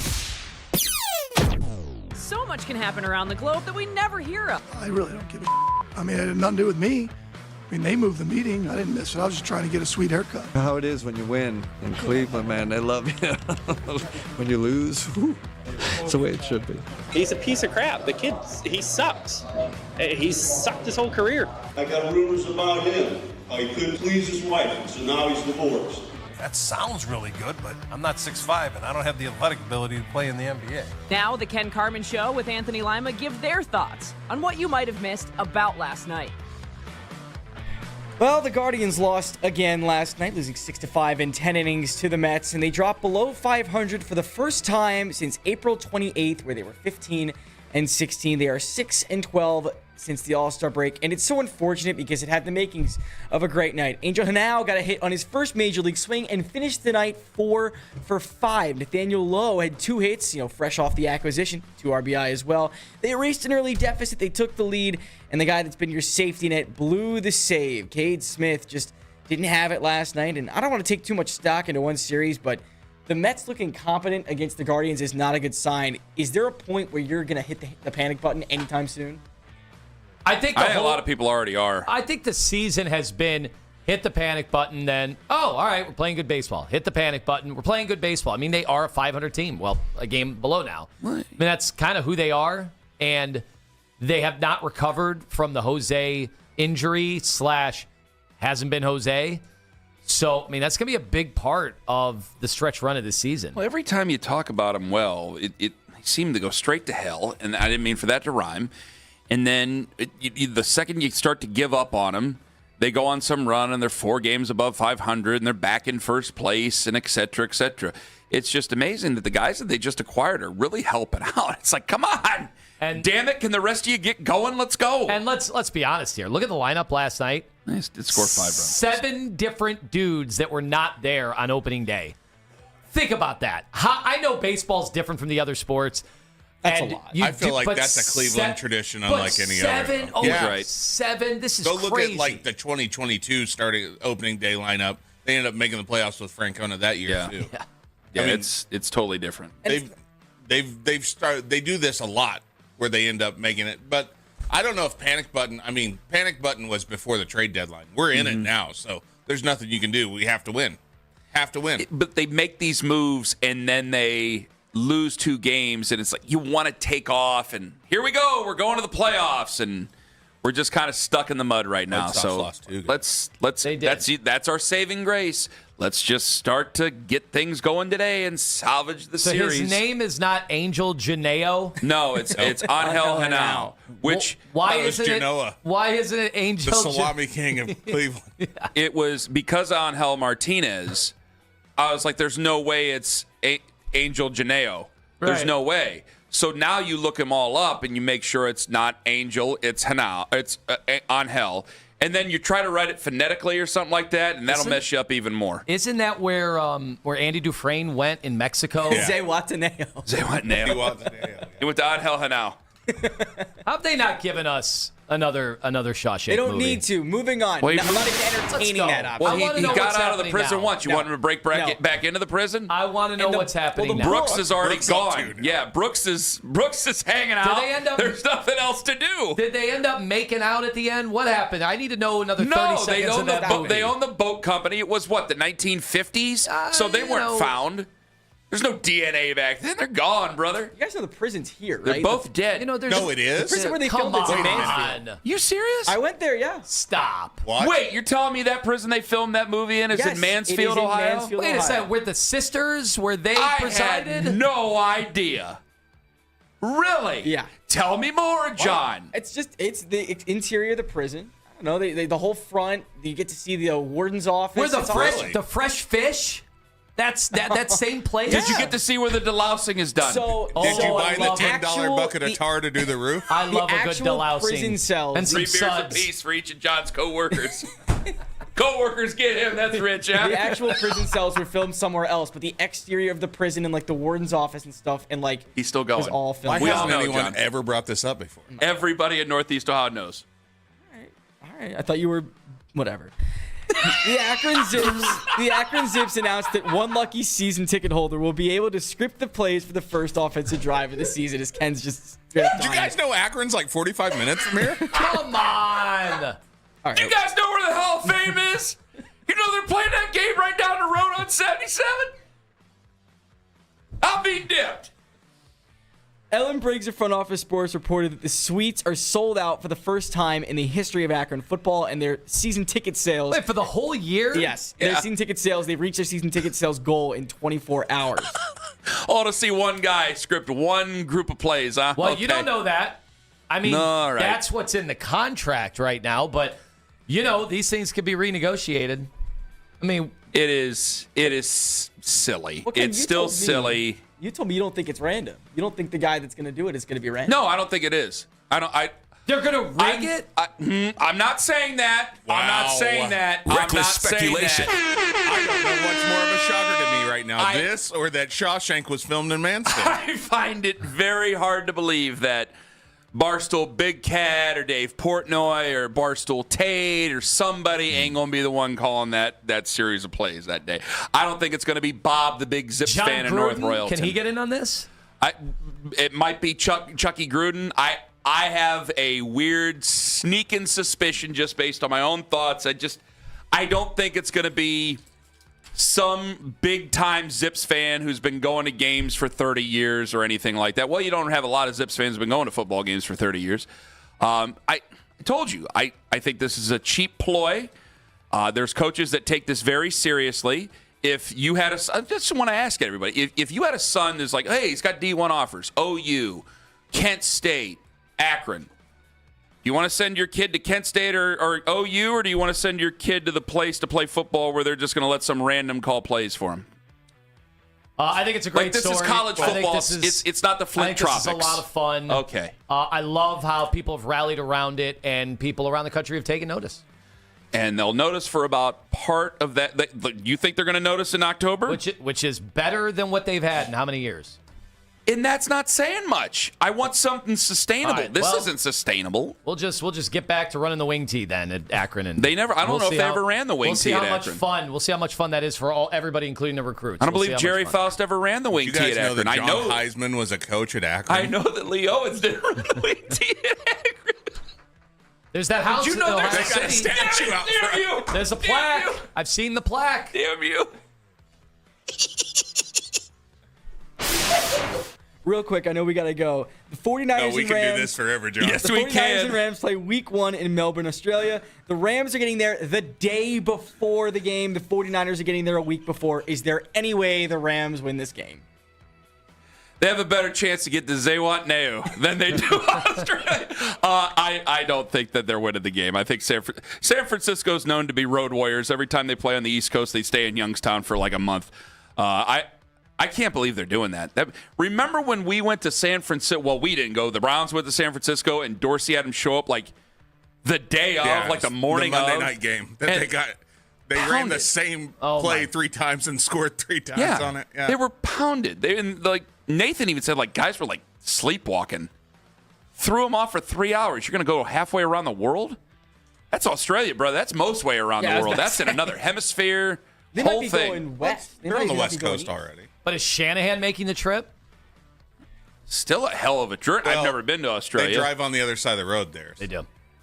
Toilet goes that Toilets way. go Do you that know way. that, No, John? The that's toilet not goes true. the other way? That's a myth. That's not true. That's not I saw true? it on the No. Wiggles. What are you talking about? Okay, you saw it on the Wiggles. Yeah. Okay, it's not true. Look it up. I just looked it up. It says it's true. No, It says it's true. He looked it up. He didn't look it up. You know John what is direction a- the toilet's flushed down in Mansfield Reformatory? John is a toilet flushing absolutist. So don't even think that you can get that over on John. Is that it for About Last Night? That is it for About Last Night. One of my favorite About Last Nights you've ever done, John. Oh, God. Outstanding as always. Actually, way more outstanding than you've ever done. Mary Kay Cabot, 8:22 this morning. Coming up in 5 minutes, I want to bring out that Jared Verse thing up. And could the Dylan Gabriel conversation be good for Shedeur Sanders? Let me explain. 801 on the Fan. K&K.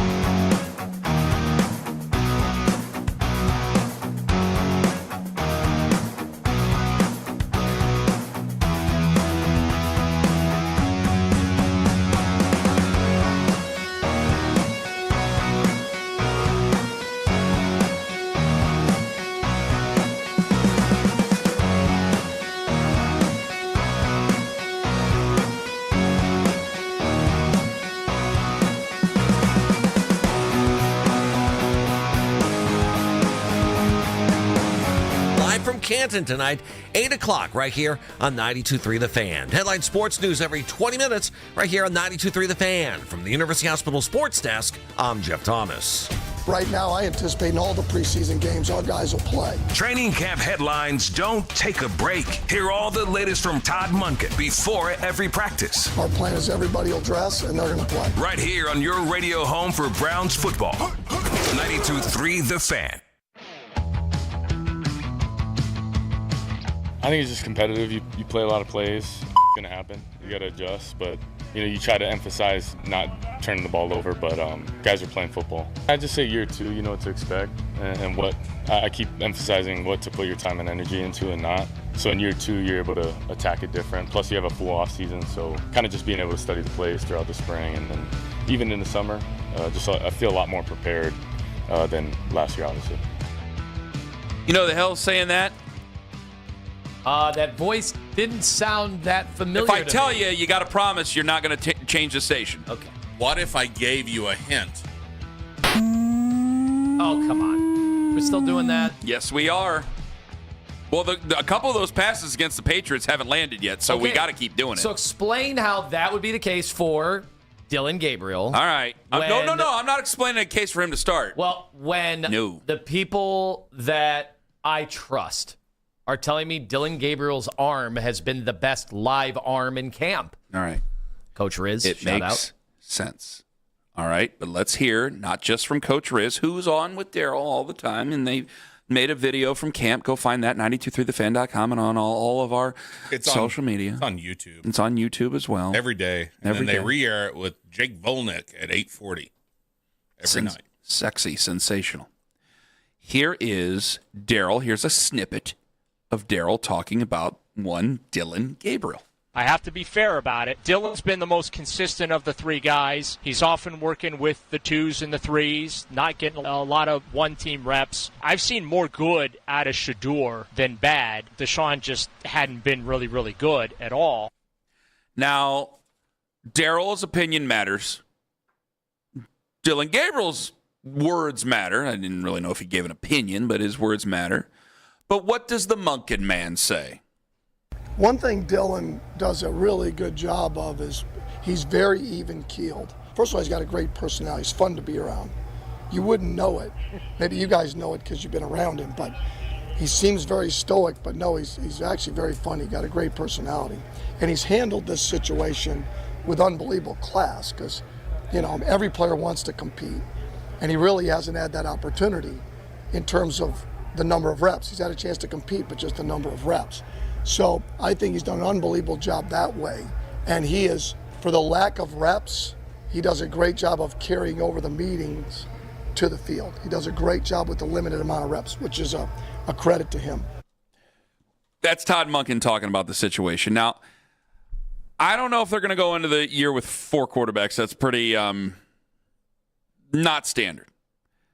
You don't notice a lot of Taylor Green out there, except you can't help but see him because he's 6'6". He's a very large individual. Has an odd release. So I'm trying to piece this together here because I want Shedeur Sanders to start. Hold on. Because some people, the internet goes nuts, and I'm trying not to pay too much attention to it, but I got buddies at South Carolina who are going, like they're getting between camp, and they're going like, what are you saying about Dylan Gabriel? I go, I didn't say that. Focus on the Gamecocks, for the love of God.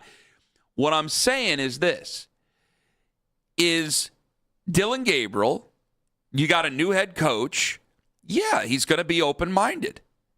You're looking for a quarterback. Todd Monken is going to have confidence in himself to take people to places. You're going to keep an open mind. I think that's fair. I think Todd Monken's being fair about it. That's cool. But what I start to wonder, I do think this probably ends up with a trade at some point by the end of this month. It has to, doesn't it? Well, there's another alternative. Why do I think it could be better for Shedeur? What was the first thing that everybody was saying right after Dylan Gabriel was drafted? Career what? Backup. Okay. Knows the offense really well, right? What's the supercomputer? Okay. Now, you ain't going to move on. Now, it's not where you're going to move on from Deshaun Watson. But could a guy like Dylan Gabriel make it a little bit easier to start Shedeur Sanders? Like if Shedeur goes out there and he struggles, it's like, all right, this guy knows the offense. That's fine. Because I know that Deshaun Watson had a really great practice yesterday, and I mean, that's great. I mean, it's been 6 years. Wow, great. I mean, it's been 6 years since he's played great football. I would hope that he would still have something in the tank to have a decent practice at some point. But that was really mean, wasn't it? I think it's accurate. Okay, thank you. And you got to add the context, Ken. I didn't hear context. What's the context? Well, they weren't wearing full pads. Okay, fine. It's important. You got to say it. If you don't say it, that is important. If you don't say it every time, that is important. People will say you didn't add the context. I'm just saving you from the grief. Not looking of at the it. neediest fan base I've ever seen in sports history. Doesn't matter to me. Mutant. I think half of your bots anyway, so I don't even care. And if you haven't heard by now that I want Shedeur to start, then I can't help you.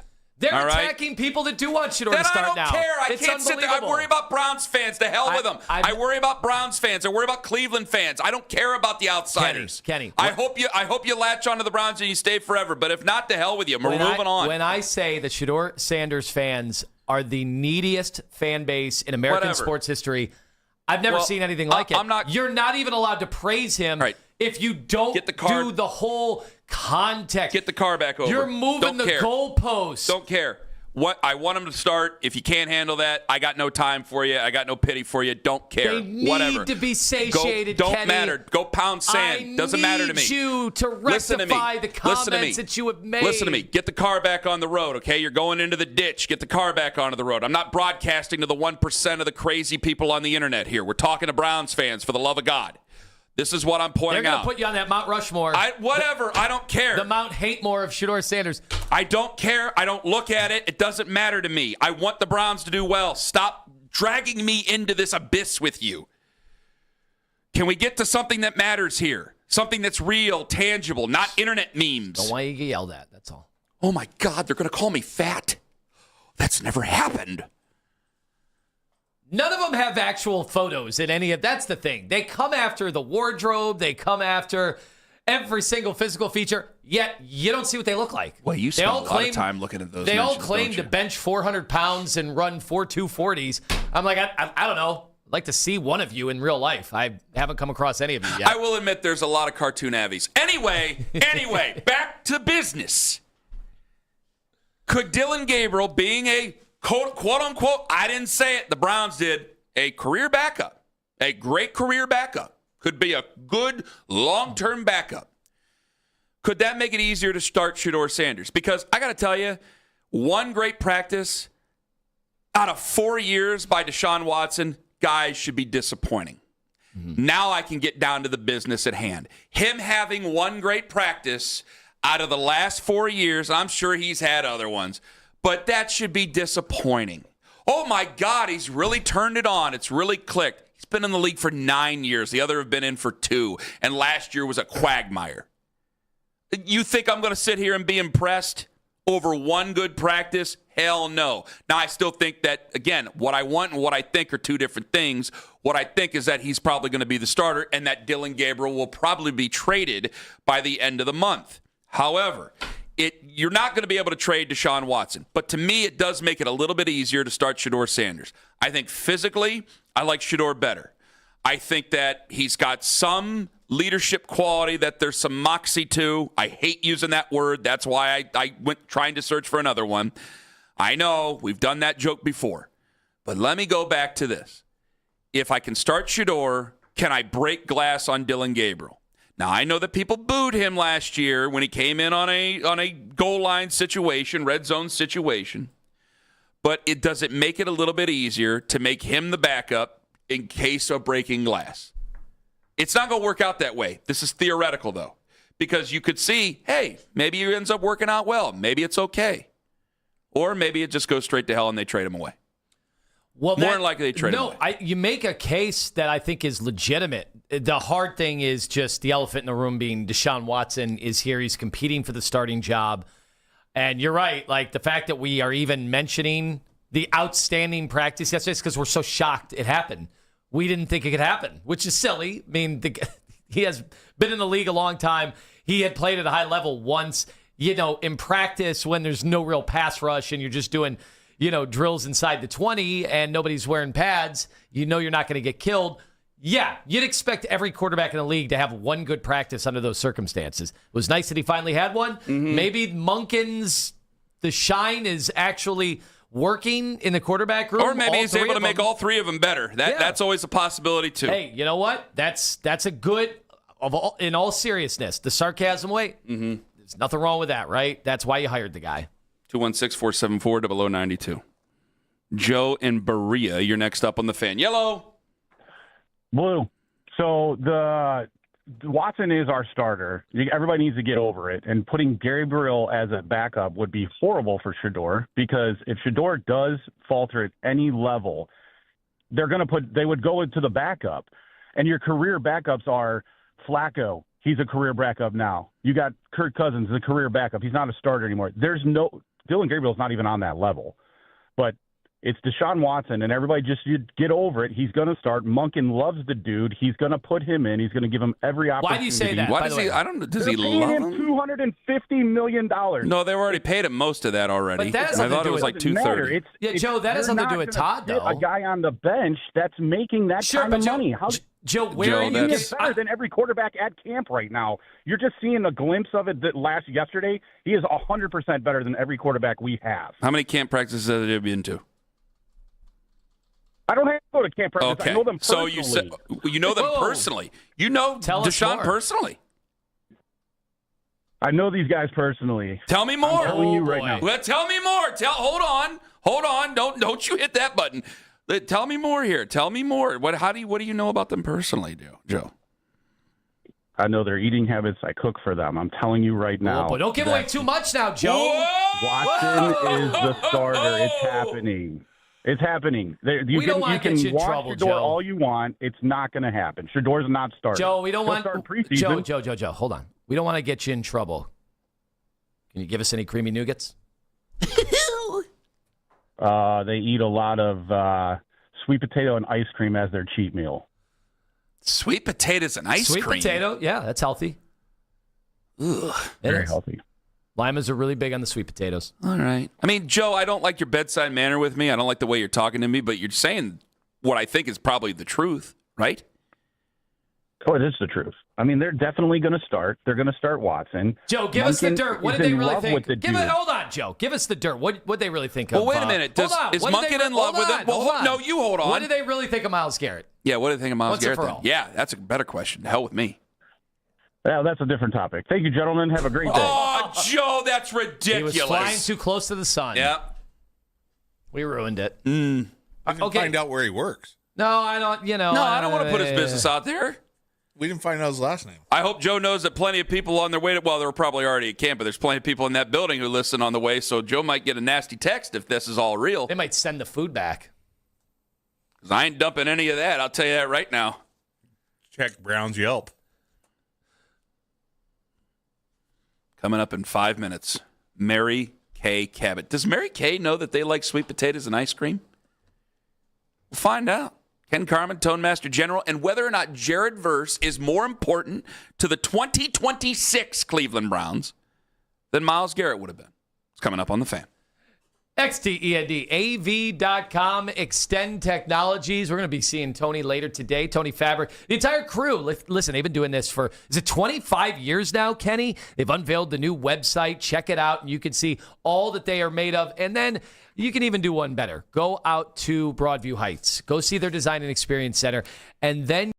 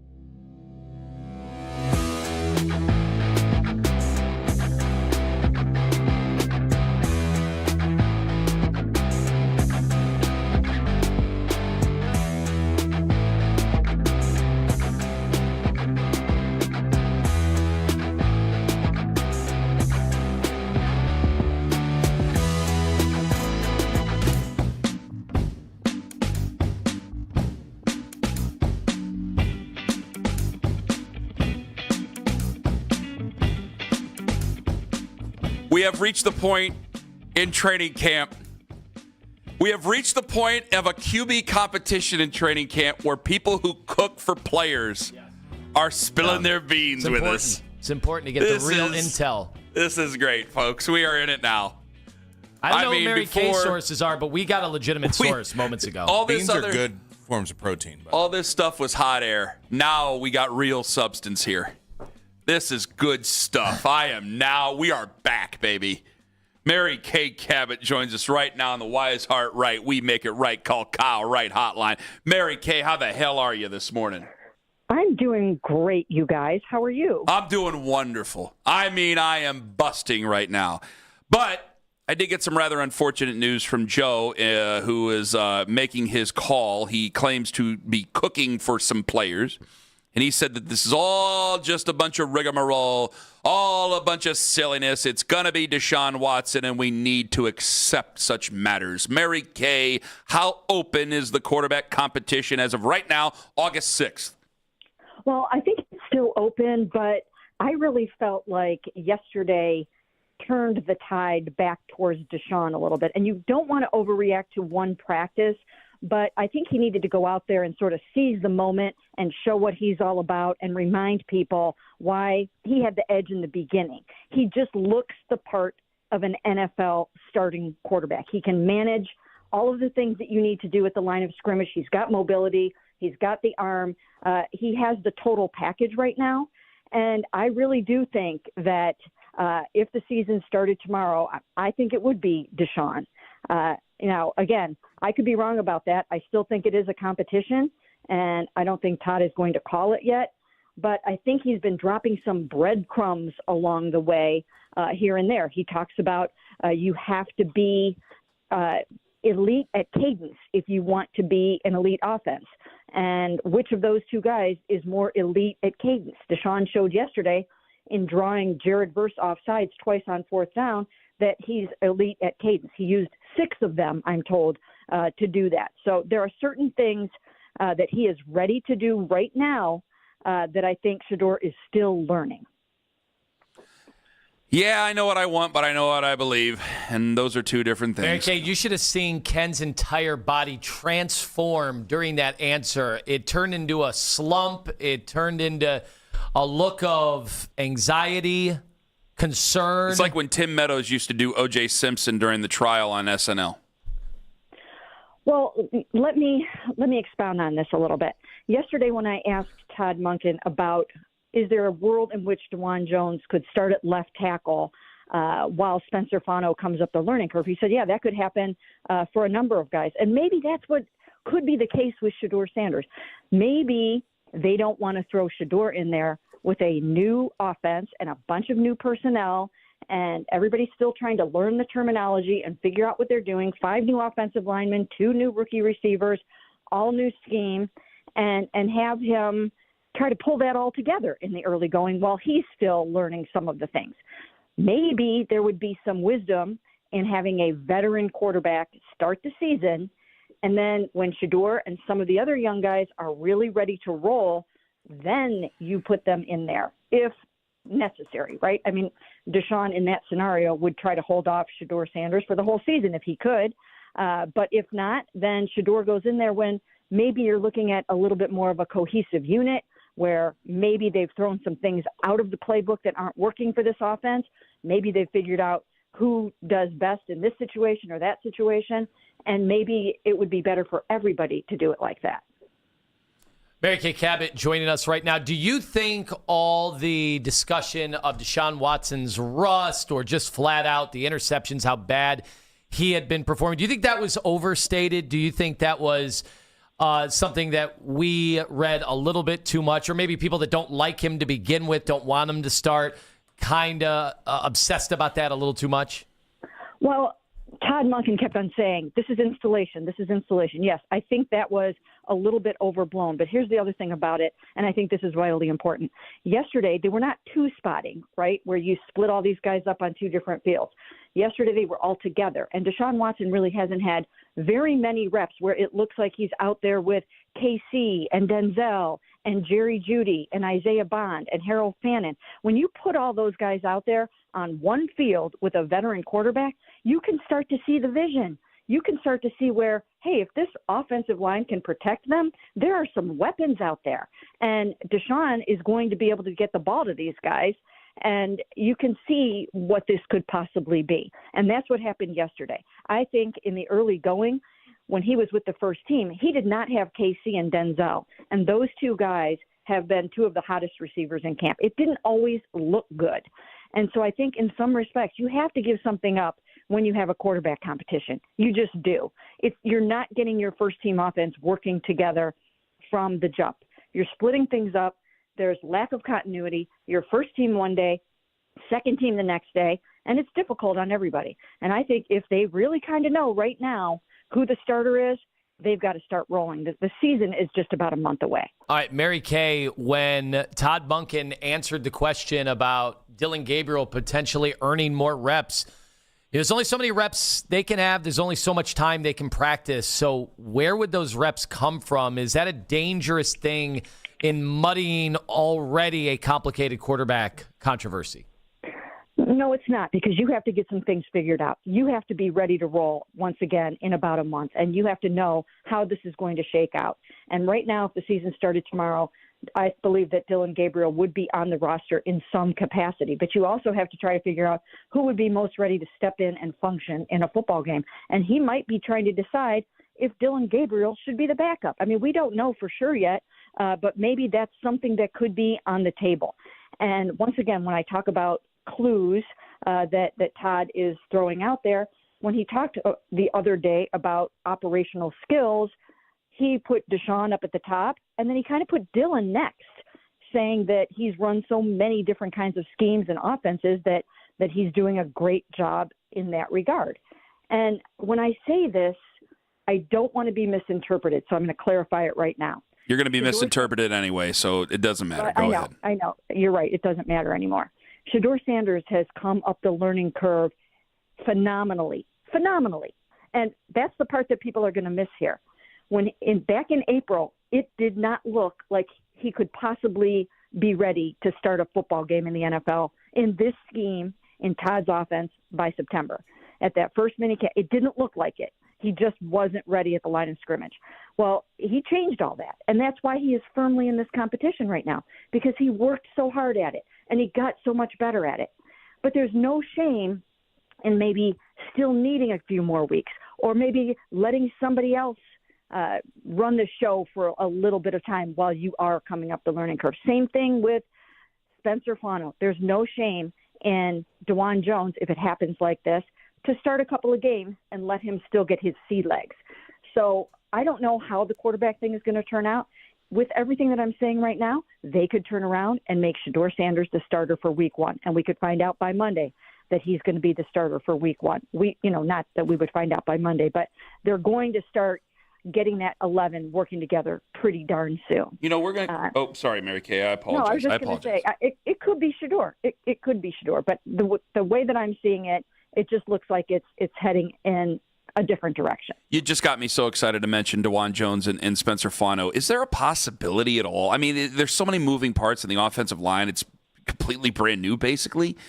Could we see a scenario, like I know they're splitting reps, but they need their 5 best out there, and there have been many when Spencer Fano was drafted, we're like, yeah, he should be the left tackle to start this year and possibly for 2026 and even 2027, but they could see him over on the right side, still being just a good athlete, a good offensive lineman. Could we see a scenario early in the year, maybe even week one, where like DeJuan Jones is over at left tackle and Spencer Fano is over at right or somewhere else? Just asking. Well, I'm sure that anything can be on the table, but I think right now Spencer Fano is their left tackle of the future. It's just really a matter of, is he ready to step into that role right away week one? And maybe he is. Maybe he will be able to do that. But in the event that they think he needs a little bit more seasoning, then you have some options. So I think that's the key here. Now, I have been saying for a while that there is a world in which you can move DeJuan Jones over to right tackle, his more comfortable position, and then you would slide Titus Howard inside. And Todd Monken sort of confirmed that yesterday, that is also something that's on the table. But they're going to get their best 5 out there, and they have options. They've got a lot of versatile guys. And here's another thing to remember. The starting 5 for week 1 might not be the starting 5 for week 3 or week 4. They have to get these guys out on the grass and see how it all comes together.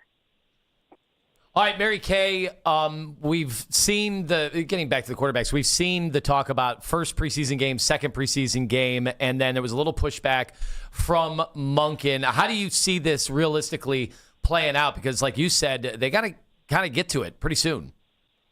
They really do. And even though he tried to push back on that yesterday or dial it back a little bit, I don't think he really dialed it back very much at all. I think he still sort of said the same thing, that somebody's going to start. We didn't know if somebody was going to start in Chicago, but now I think it's pretty evident that one of them will start in Chicago, one of them will start at home, and then the presumptive starter will start the third game against the Patriots on August 27th. So I think we'll probably have a better idea of that very soon.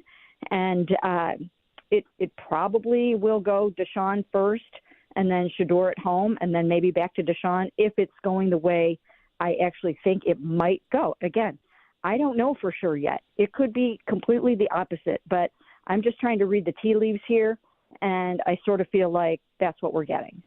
Mary Kay Cabot joining us on the show. Okay, I got a working theory that I thought I was going to get drilled for earlier today, and actually the responses weren't too terribly bad at all. A lot of people agreed. How many games do you think this team's going to win this year, right now? Top of your head. Boom, go. Right now, I would say 7, but it's really hard for me to predict that when I don't know who the quarterback is going to be. That's fine. Right off the top, I mean, I can only ask you now, and maybe it'll change. If they still had Myles Garrett, how many games do you think that they would win right now this year? Probably the same. Okay, now we're working with something. He's leading the witness here, Mary Hey, Kay. shut up. This isn't a court of law. You took your LSAT, and you still ended up a failure. Mary Kay, let me ask you this. Is it possible that Jared Verse and his leadership qualities, he's not going to have as many sacks as Myles Garrett. I understand that. Jared Verse and his leadership qualities, are they more important to this year's Browns than what Myles Garrett's sacks would have been? Oh, I love that question. That's a really good question. And I'm going to answer a resounding yes, because what I see out there from Jared Verse is exactly what Todd Monken needs on his football team. And he loves Jared Verse. Todd Monken is a football gym rat, and that's what Jared Verse is. He loves guys that love ball, that would be out there if they weren't even getting paid for it. And that's the kind of guy that Jared Verse is. He's a unifier, a force multiplier. He brings guys together. And yes, I think his brand of leadership is what this team needs right now. Now, having said that, I still think they need another veteran presence at edge rusher. I actually think Clowney would have been good for him. But what Jared brings, I think is exactly what this football team needs. Denzel Boston.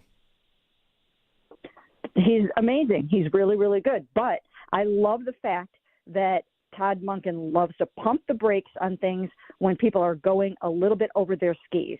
And in comparing him like to Mike Evans and putting him in the Hall of Fame right now, it's not time for that. He's a great young receiver, and he's going to be really, really good. He's going to be very, very productive. But as Todd tried to point out the other day, let's let these guys go out there and play some football before we're comparing them to first ballot Hall of Famers. But yes, if you have a fantasy football team, you might want to go ahead and choose Denzel Boston. Mary Kay Cabot, we absolutely love it. Hey, real quick, what's your definition of a dime for a quarterback? Ooh, I love it. Thank you. Good question. Thank you. You're not a failure. I apologize. The bar is pretty high. It's a little overused right now. I don't want to see dimes in 7-on-7s. Really. I mean, no, we're not doing dimes in 7-on-7s. Let's save that. Let's just tamp that down a little bit. Mary Kay, this is why I love you so much. Thank you so much. See, that was great. You're the best. We just love you so much, and you take care now. All right. Thanks, guys. Thanks for having me. Thank you. Mary Kay Cabot on the Wise Heart Right, We Make It Right, call Kyle Right hotline. She's absolutely wonderful. Coming up in 5 minutes. Let me ask you guys real quick. Do you guys believe Jerry Jeudy in his explanation of the 4 fingers yesterday? Let me make a case to believe Jerry Jeudy in 5 minutes on The Fan. I'll make a case for QC Kinetics. If you are suffering from joint pain and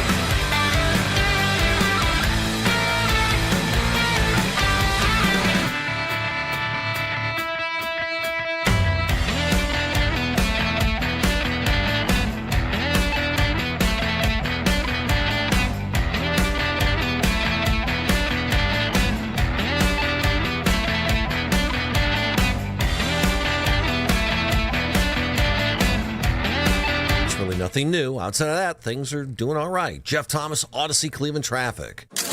When there's a big sports story in Cleveland or anywhere in the sports world, hear the news straight from the newsmakers themselves with pressers on 92.3 The Fan. Brought to you by Expert Renovations. ExpertRenovationsLLC.com. The Browns and Guardians are heating up the Cleveland sports scene in August, and this is the place to talk about it. Cleveland's Sports Radio, 92.3 The Fan.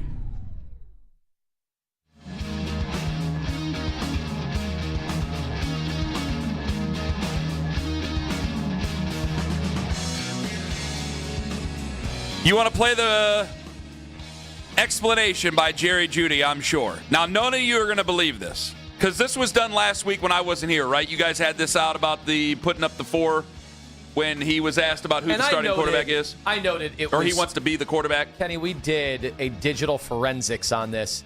We had a deep dive by a private eye. Young John was on it. Young John, the private eye, was on it. We'll find more investigations for him. It was edited. It was so obviously edited. It was? The video. Yes. Okay. Here is... Right? I thought a lot of people didn't believe him. Oh, come on. Yesterday. So let's hear Jerry Jeudy's explanation of the viral video that went out where he put his fingers out and said 4 with his fingers, like the 4 horsemen. And he says that the video was doctored. Here's Jerry Jeudy. For everyone to believe that I would answer something like that on social media is kind of wild, but you got to understand this what we in, and understand how everybody viewing the quarterback competition in this room. So every little thing is going to try to turn it into that, and which I get, I understand. But I spoke on it. I said what I truly felt about the situation. I know what's the real. I know what the truth is, and that all that matters. I don't even answer quarterback question here. Why would I answer quarterback questions on the TikTok? So there are a lot of people who didn't believe him. I thought you guys wouldn't believe him. Because, I swear to God, there was people I was asking yesterday, and they were like, no, gosh, no. And I went, okay, let me... Well, he does seem closer in real life to Deshaun Watson. Yes. That doesn't mean that he thinks I don't know what's truly in his head, but does that necessarily mean he thinks he can have a better season with one over the other? I don't know. Just because he spends more time with them? The guy did go to Alabama. You know how psychotic they are. He played for Nick Saban. You know absolutely how psychotic they were about answering questions, especially that kind of question. You saw the way, like, there's clips of guys, like, looking at the media guys, like, I'm not answering that question. Absolutely not. No. This is why... You absolutely can believe Jerry Jeudy. If you didn't believe him, let me make the case. I didn't realize you guys believed him. I thought you guys didn't believe him.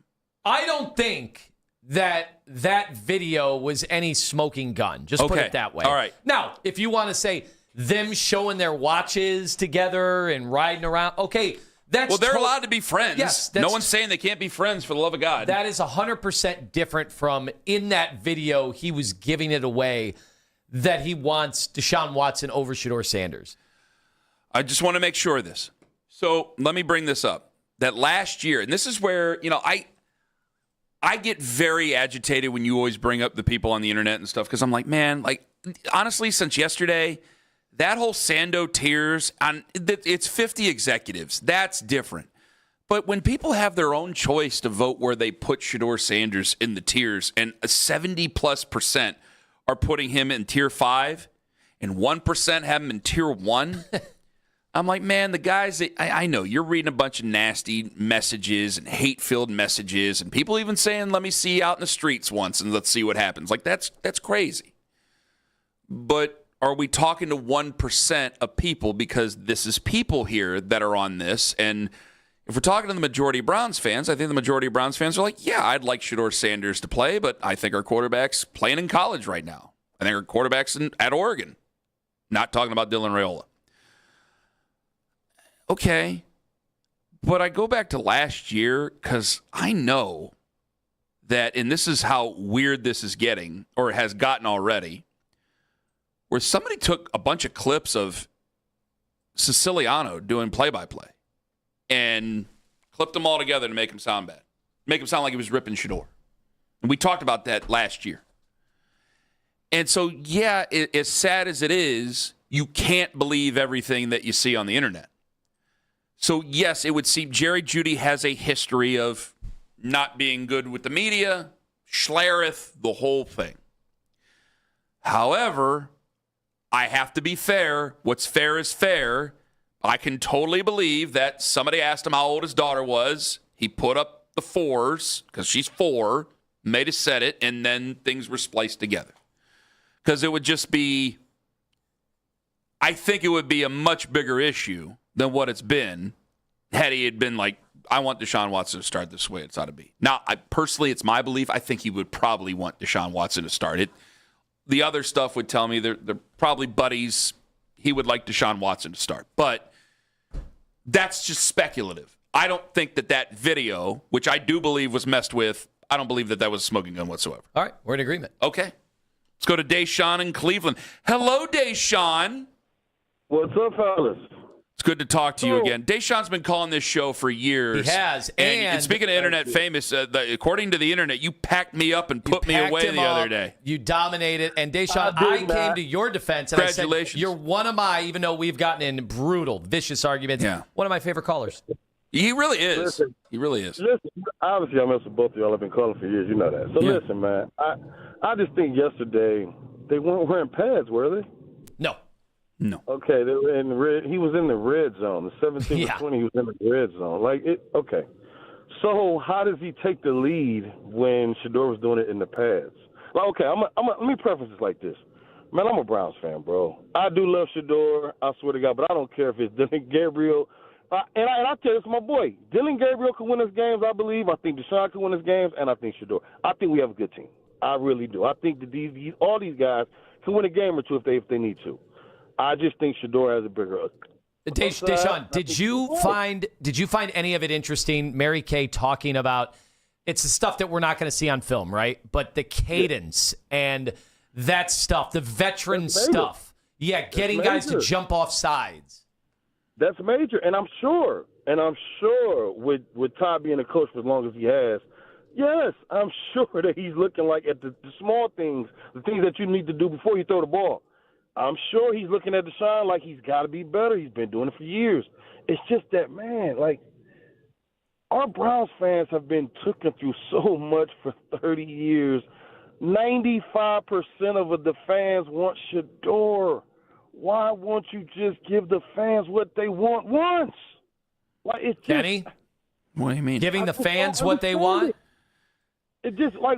Deshaun, you know for a fact if Shedeur's named the quarterback next week, 2 weeks, bro, that week 1 is gonna have so much fire again. You know it. I agree. It's just why would you put a downer on the fans? It's not a as much as what I want.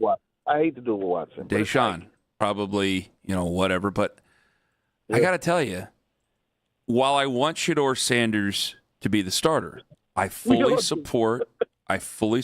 I want Todd Monken to be the one to make the decision.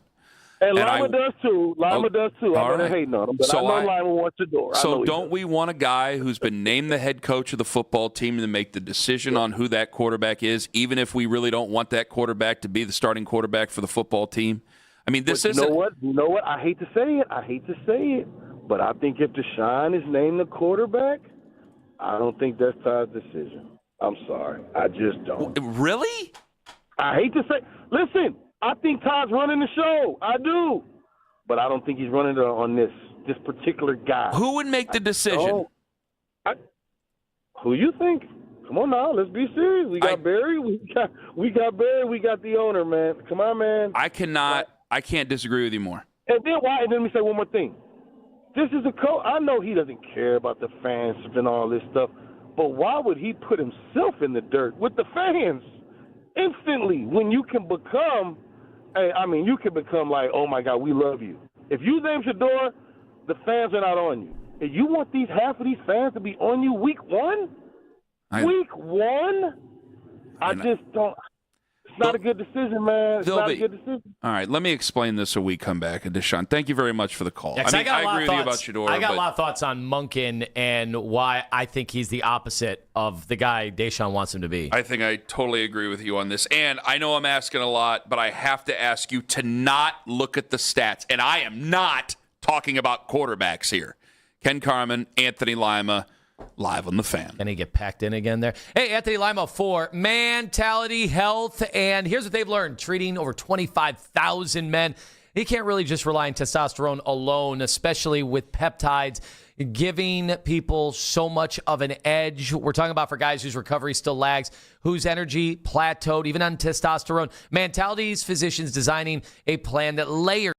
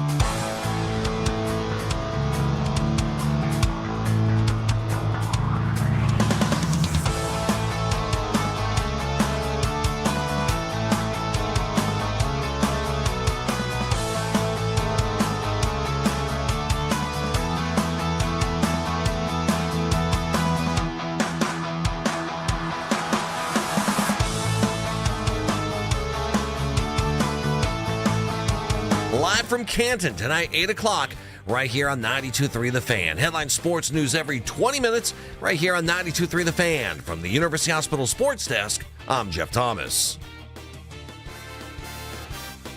If you can't get to training camp during the week, let our team be your eyes and ears in Berea for breaking news all season long. Trust Cleveland Sports Radio, 92.3 The Fan.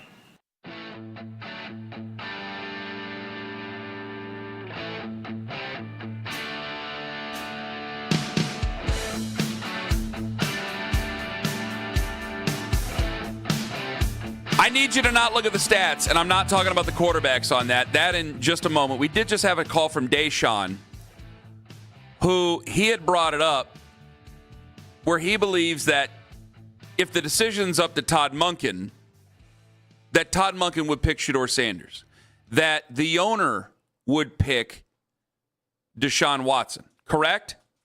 Yeah. Yes. I wanted to make sure I'm correct about that. We love Deshaun.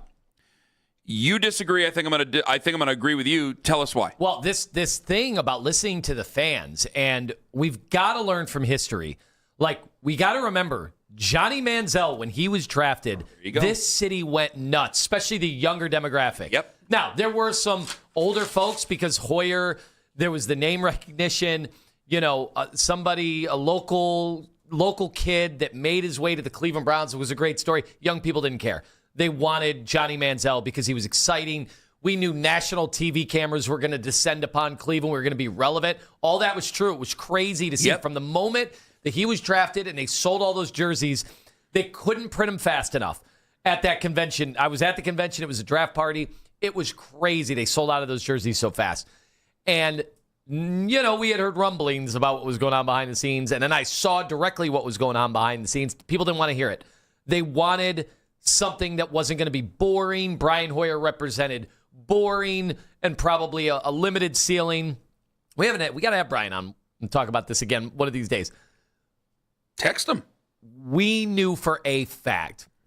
You dispute this if you want. I shouldn't lump you into this. I knew for a fact that there were people in that organization listening to the fans because the coaches, Kyle Shanahan was here, wanted nothing to do with Johnny football because they were there every day. They knew that Brian, while he might have had a limited ceiling, he was showing up to everything on time.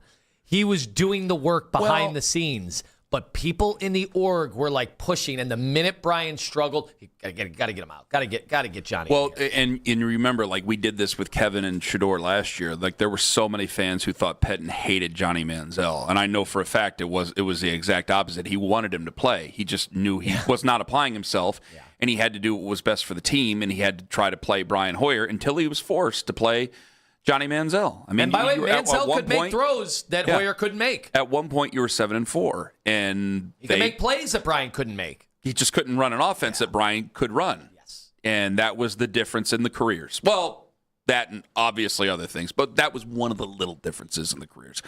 Ended up being a much bigger difference with other things. This is an organization. This is an ownership group that has done everything it can to learn from their own mistakes. They hired and fired Rob Chudzinski.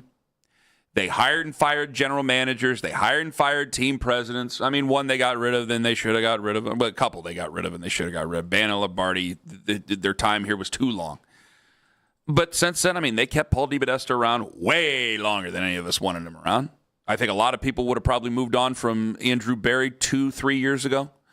Probably a lot of people would have moved on from Kevin Stefanski 2 years earlier than what he was.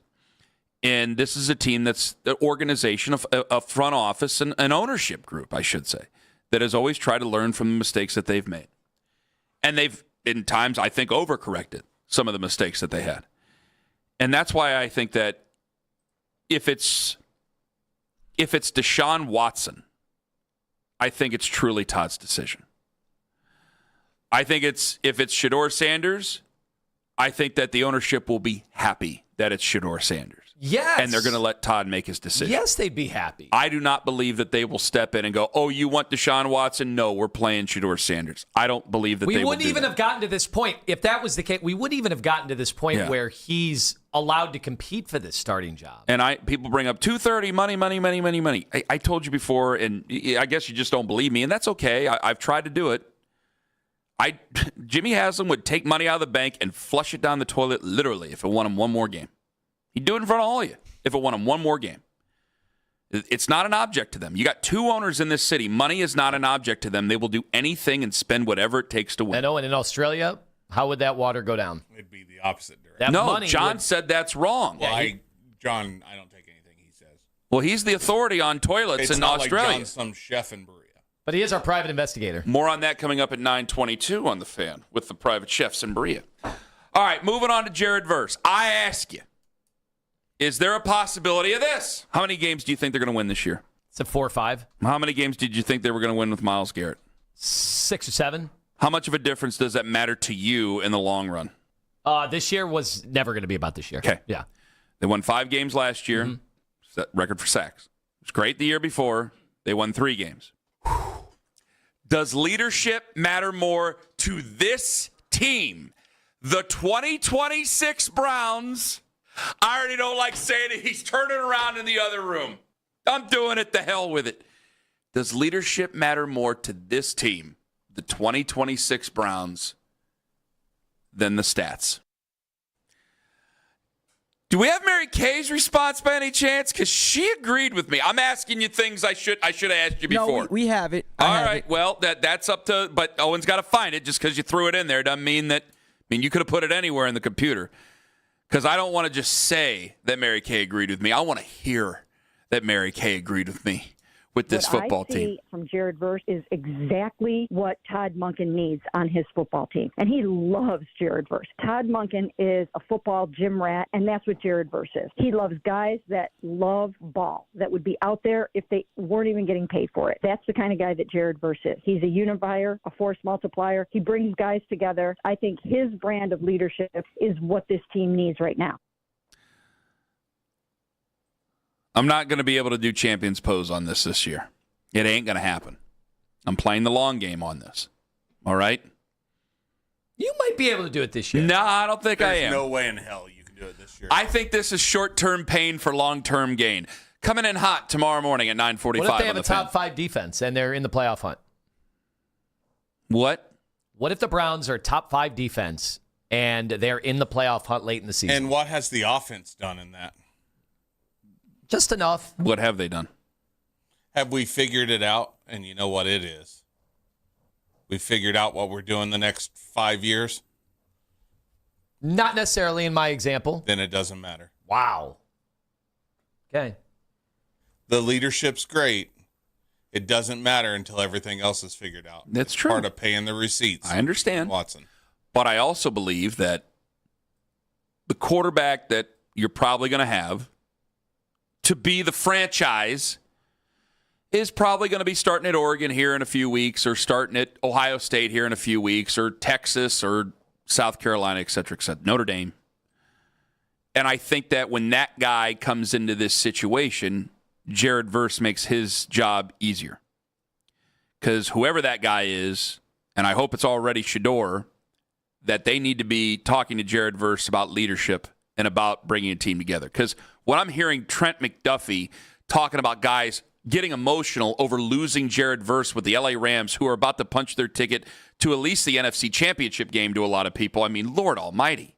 That's how much that guy meant to that organization, which is a winning organization, which shows you just how important culture really is. I remember when Myles Garrett got traded. The news broke. Sean McVay told the team, and we went into our DB meeting, and we didn't even meet. We just talked for hours straight. Coach was just like, "I'm gonna open the floor. Just get your feelings out." You know, obviously they lost Jared Verse. Jared Verse was a huge part. Guys loved him. I could tell. Like, dude came to work. He had high energy. Like, he was loved. And I know that kind of hurt a lot of guys. It's so interesting to hear you talk about like the DB room taking an hour to have a conversation when the result of your team is you got Myles Garrett, who's the reigning defensive player of the year. Yeah. What came out of that conversation? Like, how were the emotions in known Verse for so long? That's like one of my favorite moments from even just being on the team was Sean McVay standing up with Jared Verse in the room, saying what happened, letting Jared Verse get up and say a few words, and every single guy went up to Jared Verse, shook his hand, gave him some words of encouragement. Guys weren't even like excited, knowing you have Myles Garrett coming to the team. Like, I heard the news, I started smiling, I looked around, I was like, oh, everyone's like, whoa, Jay Verse? You gonna let him go? And I was like, that's special. Like, right there, off rip for me, I was like, there's something here about just how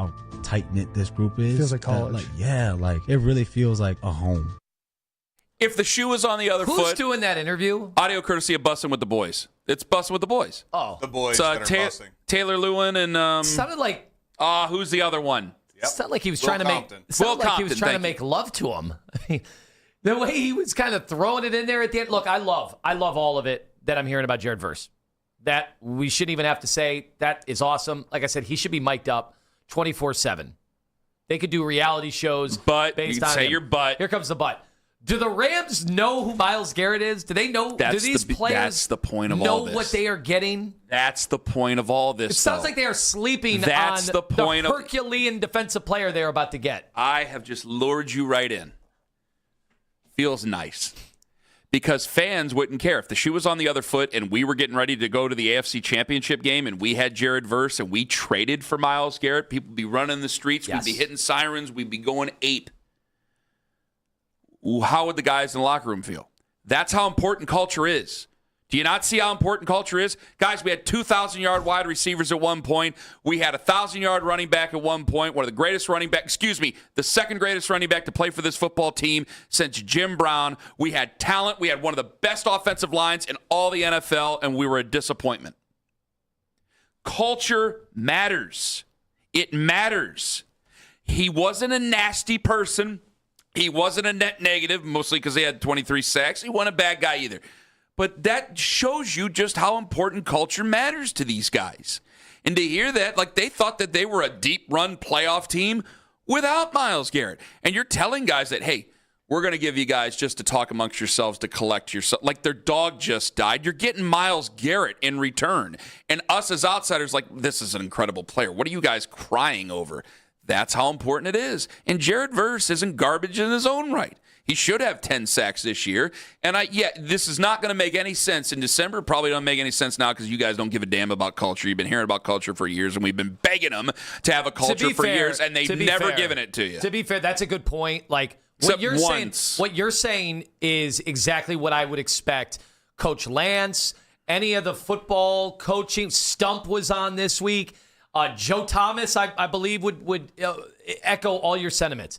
It is tough as a fan base to hear about that. It's an amorphous thing. We're not in the locker room, right? Like that McDuffie, like what he is saying there, you can feel it. Like they feel like they are losing a legitimate culture guy that they all believed in, and they probably think he could be as good as Myles Garrett someday. Like that's the way they're talking. That's why the Browns have done so much to mic him up already in these practices, and they've pushed Jared Verse out there to the forefront to go, hey, look, I don't think they want us to even think about the stats right now, and probably shouldn't because there's just no way, guys. He's just not going to compare to 23 sacks.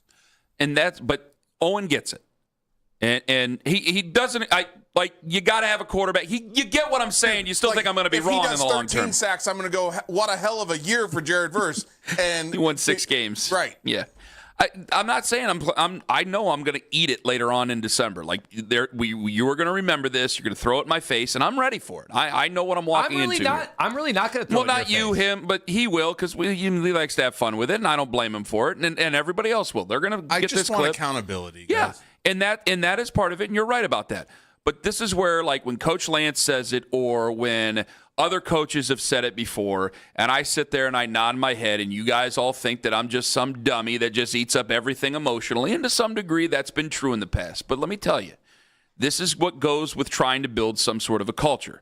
And when you guys, and I'm talking about some of my media brethren here, roll your eyes, I look at it and I go, you guys don't get it. You guys are in locker rooms, but you don't know how they function. And that's what has bothered me over the years. Functioning locker rooms, they don't have to get along. There's an accountability. There's a policing that goes on from veterans. I mean, good God, do you think Jalen Hurts walked into a great situation if he would have came to Cleveland that he just fixed it? No, wait, he had Fletcher Cox and Brandon Graham to hold people accountable. And hopefully Jared Verse is one of those people that hold people accountable. It makes the situation better for, hopefully, Shedeur Sanders or for a quarterback in Oregon or a quarterback at Notre Dame. That's what I'm trying to do. That's what I'm trying to hope. And if I'm wrong in 2 years, hell, it ain't going to be the first time. And I'm not saying it just because I don't care. I want to be right. But damn it, You got to have a culture. You can't just be a bunch of strangers doing your own thing. But it has to be a quarterback that's at Oregon or Texas or Ohio State right now, and not a quarterback that's at St. Ed's or John Bosco Prep. There won't be enough time. There won't be enough time. Yeah. You're right. There will not be enough time. It's got to hit as soon as it can because Jared Verse is going into year 3, and we'll blank it. He'll be going into year 9. You are 100% right about that. I'm not making the argument for 2034. I'm making the argument for 2028. And when they get that guy in 2027, it's going to make things easier for that guy. Or, please God, could it make it easier for somebody here? I think that horse has probably left the barn. I hope I'm wrong, at least on Shedeur. The other ones, I don't, whatever. 216-474-0092. You want to talk about insider information? We got some insider information. A chef is spilling some tea in 5 minutes on The Fan.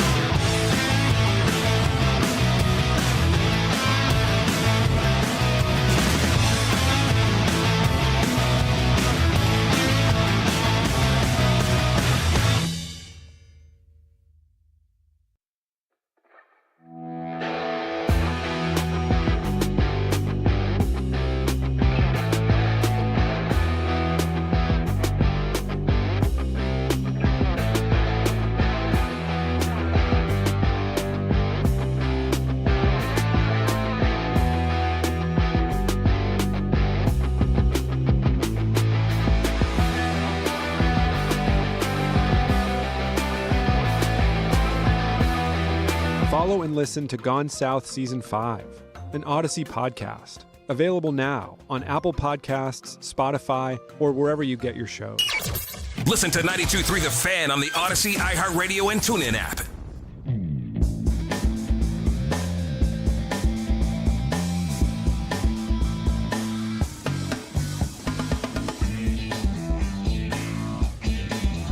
Mary Kay was with us earlier, which apparently people are upset with her because her saying that Deshaun Watson drew some people off sides. And by the way, Keith came in, our boss. Guys, it's not. Can I just say, it's not a. You guys know this is not a campaign, right? Like it's not. Yeah. It's not Nixon in '72. Like it's Todd Monken makes the decisions.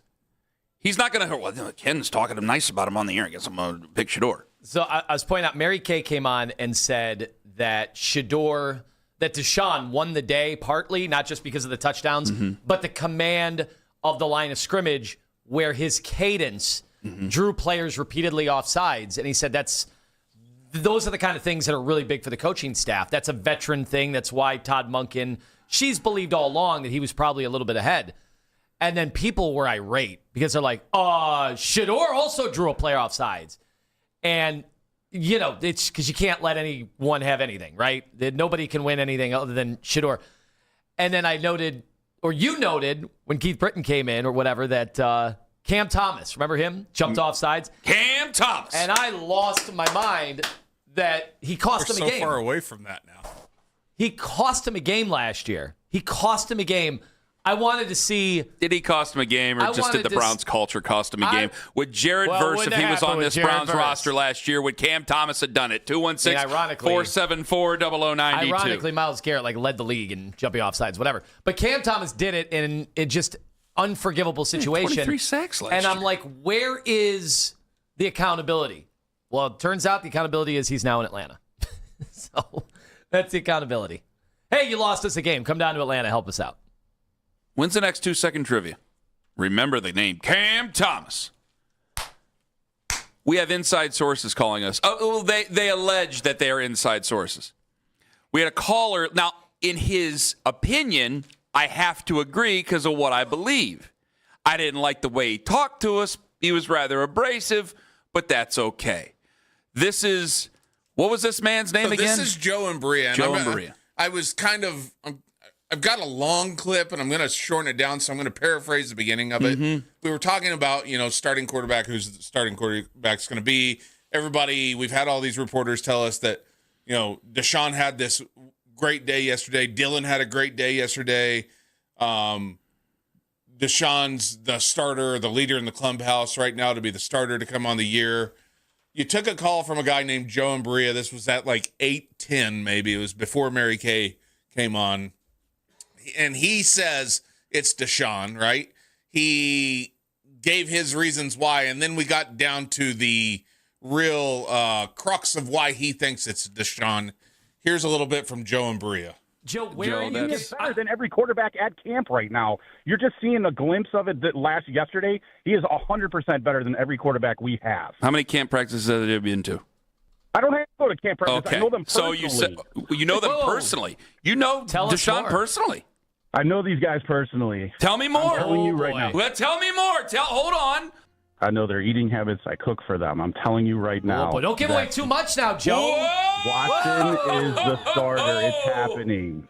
It's happening. You can watch Shador all you want. It's not going to happen. Shador's not starting. Joe, we don't want start preseason. Joe, hold on. We don't want to get you in trouble. Can you give us any creamy nougats? They eat a lot of sweet potato and ice cream as their cheat meal. Sweet potatoes and ice cream? Sweet potato, yeah, that's healthy. I mean, Joe, I don't like your bedside manner with me. I don't like the way you're talking to me, but you're saying what I think is probably the truth, right? Oh, it is the truth. I mean, they're definitely going to start. They're going to start Watson. Joe, give us the dirt. What did they really think? Hold on, Joe. Give us the dirt. What did they really think of? Well, wait a minute. Is Monken in love with him? Well, no, you hold on. What did they really think of Myles Garrett? Yeah, what did they think of Myles Garrett? Then? Yeah, that's a better question. The hell with me. Well, that's a different topic. Thank you, gentlemen. Have a great day. Oh, Joe, that's ridiculous. He was flying too close to the sun. Yeah. I think we screwed up. I think last week, Anthony, when you had young John out on the beat, just scouring the internet to find answers to questions, we should have sent John to culinary school get him in, as a personal chef for players. Really do it FBI style, Well, like when they it. go infiltrate the Hells Angels and have John in there cooking for them. Hunter so that S. we can get Thompson. answers. Yes, so this is the thing. Gonzo Browns. That's right. That was Joe and Berea, who claims that he knows players within the Browns organization. So because he claims that he cooks for them. These chefs, I can't. They are invited into the households, into the most intimate of settings. They know what these players eat. They know when they sleep. They know who they sleep with. They have the intel. This is what you guys did last week? Yeah. It was a good bet. I like this tune, man. This is a little down and dirty. Like real noir stuff. I like this. Are you ready to change a prediction? Anybody getting in the prediction markets after hearing that? Are you sold that, folks, the leader in the clubhouse, his name is Deshaun Watson?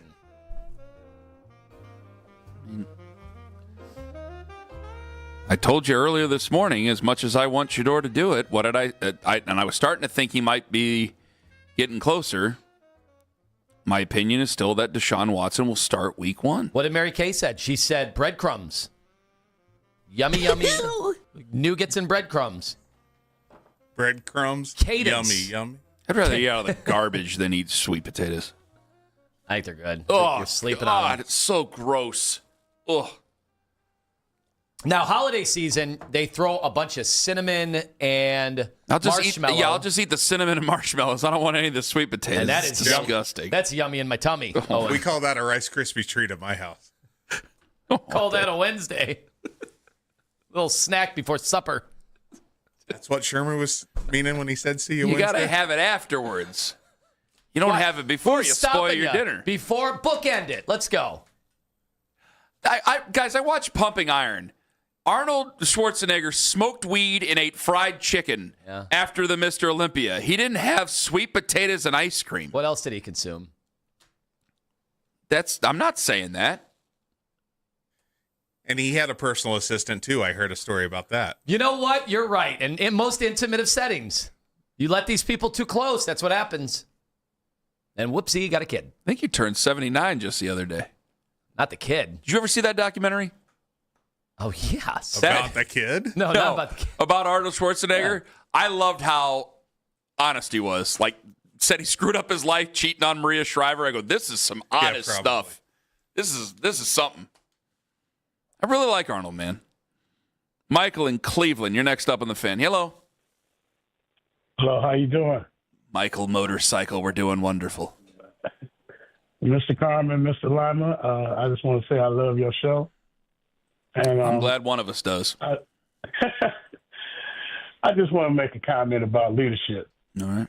Versus Myles Garrett and Jared Verse, right? Now, Myles, he was more of a lead by example guy. You know what I'm saying? He even said one time he was not there to be a leader. He said that one time. Mm-hmm. So Jared Verse is the complete opposite. He's showing you by what he's doing with the team already in camp with Fano and things like that, that he's serious about being a vocal leader on that team. And right now they need that because of what's going on. What's going on. I'm not going to get into the quarterback thing, but what's going on the team is really needed. Think about last year. It's a lot of games we could have won. Am I correct? We could have won, but we didn't. And one reason was bad play calling, of course. Mm-hmm. And the other reason was they kind of gave up. But with a guy like this, that give up factor might not be as what's the word I'm trying to, not be as evident. You know what I'm saying? It's really needed. Motivation really helps. I know. Jared versus, this is something where hope springs eternal, Michael. I get what you're saying. I thank you for the kindness, and I thank you for calling in. 216-474-0092. This is the easy time for Jared Verse to get everybody hyped. They haven't played a game yet. Hope springs eternal. They have taken to him so fast, too. Yes. Well, and it's easy to do it right now, but the worst is yet to come. That's why I had to sit there and wait for a moment before I said what I said, because I got to be ready to stand in here after they get blown out in one of these games 30-7, because if they're winning only 6 games or 4 or 5, like you say, can you just pick an amount of games and we move on instead of just giving me a ratio there? Give me 5. Can you say 5, or are you going to say 4? I'll say 5. Okay. So if they're winning 6 games or they're winning 5 games, there's going to be one of these times where they play at 1 o'clock, they get blown out, and I got to come in here at 6 o'clock, and you guys are going to throw that in my face. That's where it's going to be hard. That's where it's going to be hard. Keeping this thing together and not letting Browns, everybody has a culture. It's just some are very, very, very bad. Not letting typical Browns culture, same old sorry-ass Browns culture, creep into that locker room.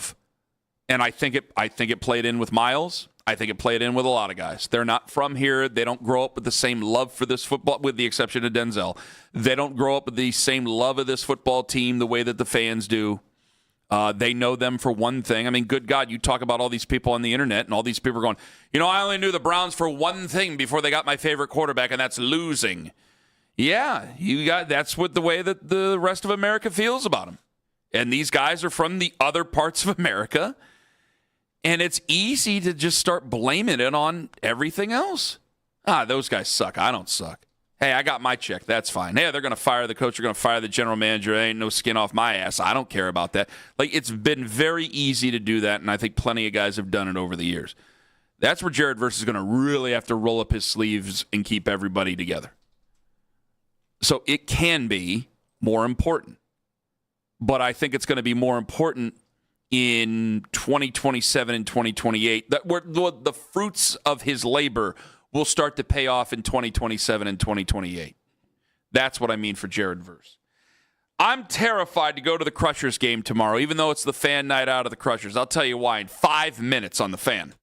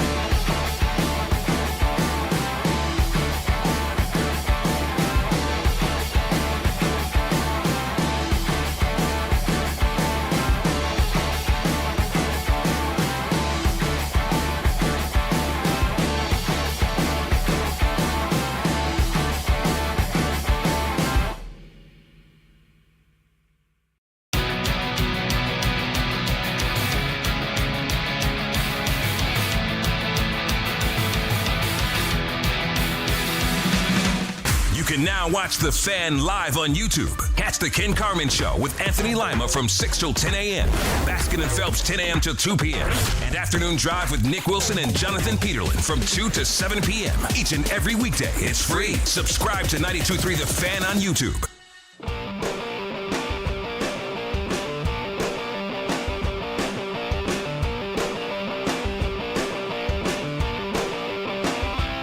I was 19 years old. This isn't the story I just told. Wait a second. I was 19 years old. I was at a house party at the University of Akron. That's how it sounds. I mean, I went to more than 7 house parties at the University of Akron when I was 19 years old. I'm 19 years old. I'm at the University of Akron. I'm at a house party. I don't condone this type of behavior, but there had been some beer drinking.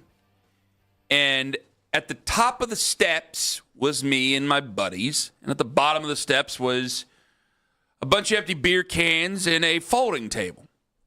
Something came over me. There was a dare made. I ran and jumped from the top of the steps, swooped down all the way to the folding table, and crash landed head first into the folding table. Obliterated the folding table. This is Bill's Mafia before Bill's Mafia. Before they became a caricature of themselves. And when you're 19 years old and you've had a few, again, I don't condone this behavior, you feel no pain. And so you wake up and you're like, great. And then I'm like, I go to lift my arm and I'm like, can't lift my arm. And you just don't think anything of it. You're like, well, it's not like I got to pitch 8 innings tomorrow. I don't care. Whatever. Have another. It'll grow back. And again, I was in much better shape than I am now, so I was able to do that. Well, now, I mean, good God, you fall over at 40 years old. It's like, ooh, this could be the end. Lingering. Well, ever since then, I've had a trouble. I can get a football go. I just moved my headphones off. I can get a football going and throw fine. I really can't get a baseball over my arm at a fast speed. Like when Axel was playing baseball, like I helped coach, and so I was throwing, and it was kind of going all over the place, but I was able to kind of work my arm into a circle like I wasn't able to back in the day. It's all those old football workouts, man. So now... You know you did damage. You're trying to get in the 700 club back in the day. I made Survivor. That's 1,000 pounds, brother. I made Survivor. You know for a fact that the military presses with the weights that you were doing that your coaches convinced you was mandatory as you were... Let's do them incline. Coming off the bench. Used to just pound out 100s. Just boom, boom, boom, boom. I remember the 30s. There's no way that's... Oh, yeah, 30-pounders. There's no way that's good for you medicine ball. Into your 40s. No. There's no way. It can't be. No. Then it was really sad because we had a substitute teacher one time because Coach Wake had time off, and he thought I was the best football player on the team, and I was far from the best football player of the team. That was a sobering thing to say. Basically, it was just popcorn muscles. So what are you going to do on this follow-through? We're talking about the 92.3 Well, this is what I'm night. trying to get to, and you're trying to take me down memory lane of when I used to be somebody. And we have the 92.3 The Fan night out over at the Crushers game tomorrow night. And we are throwing out, which we have to throw them out at the same time. You can't have a first pitch and then have 3 people go up at different times. Then I'm throwing the first pitch. I'm throwing the third pitch. Do it every game. And I don't agree with it. You can't. Somebody throws out a pitch. That's the first pitch. That's it. You can say you're throwing out the first pitch. It's not the first pitch. It's the ceremonial second pitch of the game. Then the third. So we have to do it Soprano style at the Yankees, and we all throw it at the same time so we can all have a ceremonial first pitch. I've never thrown out a first pitch, and it's because I don't think I'm going to make it to the plate. I haven't thrown a baseball in 2 years. You don't play catch with your sons? He doesn't watch trains with them? He likes watching baseball. He doesn't like playing baseball. What do you do? Are you going to have the conversation with them at some point? I already had the conversation with Axel.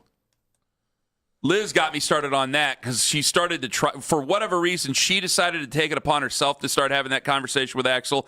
And he was telling me about it in the garage, and I turned around, I'm smoking a cigar, and I'm working on something. I go, what'd she tell you? And I'm like, hold on. And then I had to tell him what the truth was because Liz told him from a woman's perspective, and I had to tell him from a man's perspective because there's just things that, I'm sorry, my wife doesn't know about what a man has to deal with. So that was that. So I'm afraid to throw out the first pitch because I'm afraid I ain't going to get the ball down to the home plate.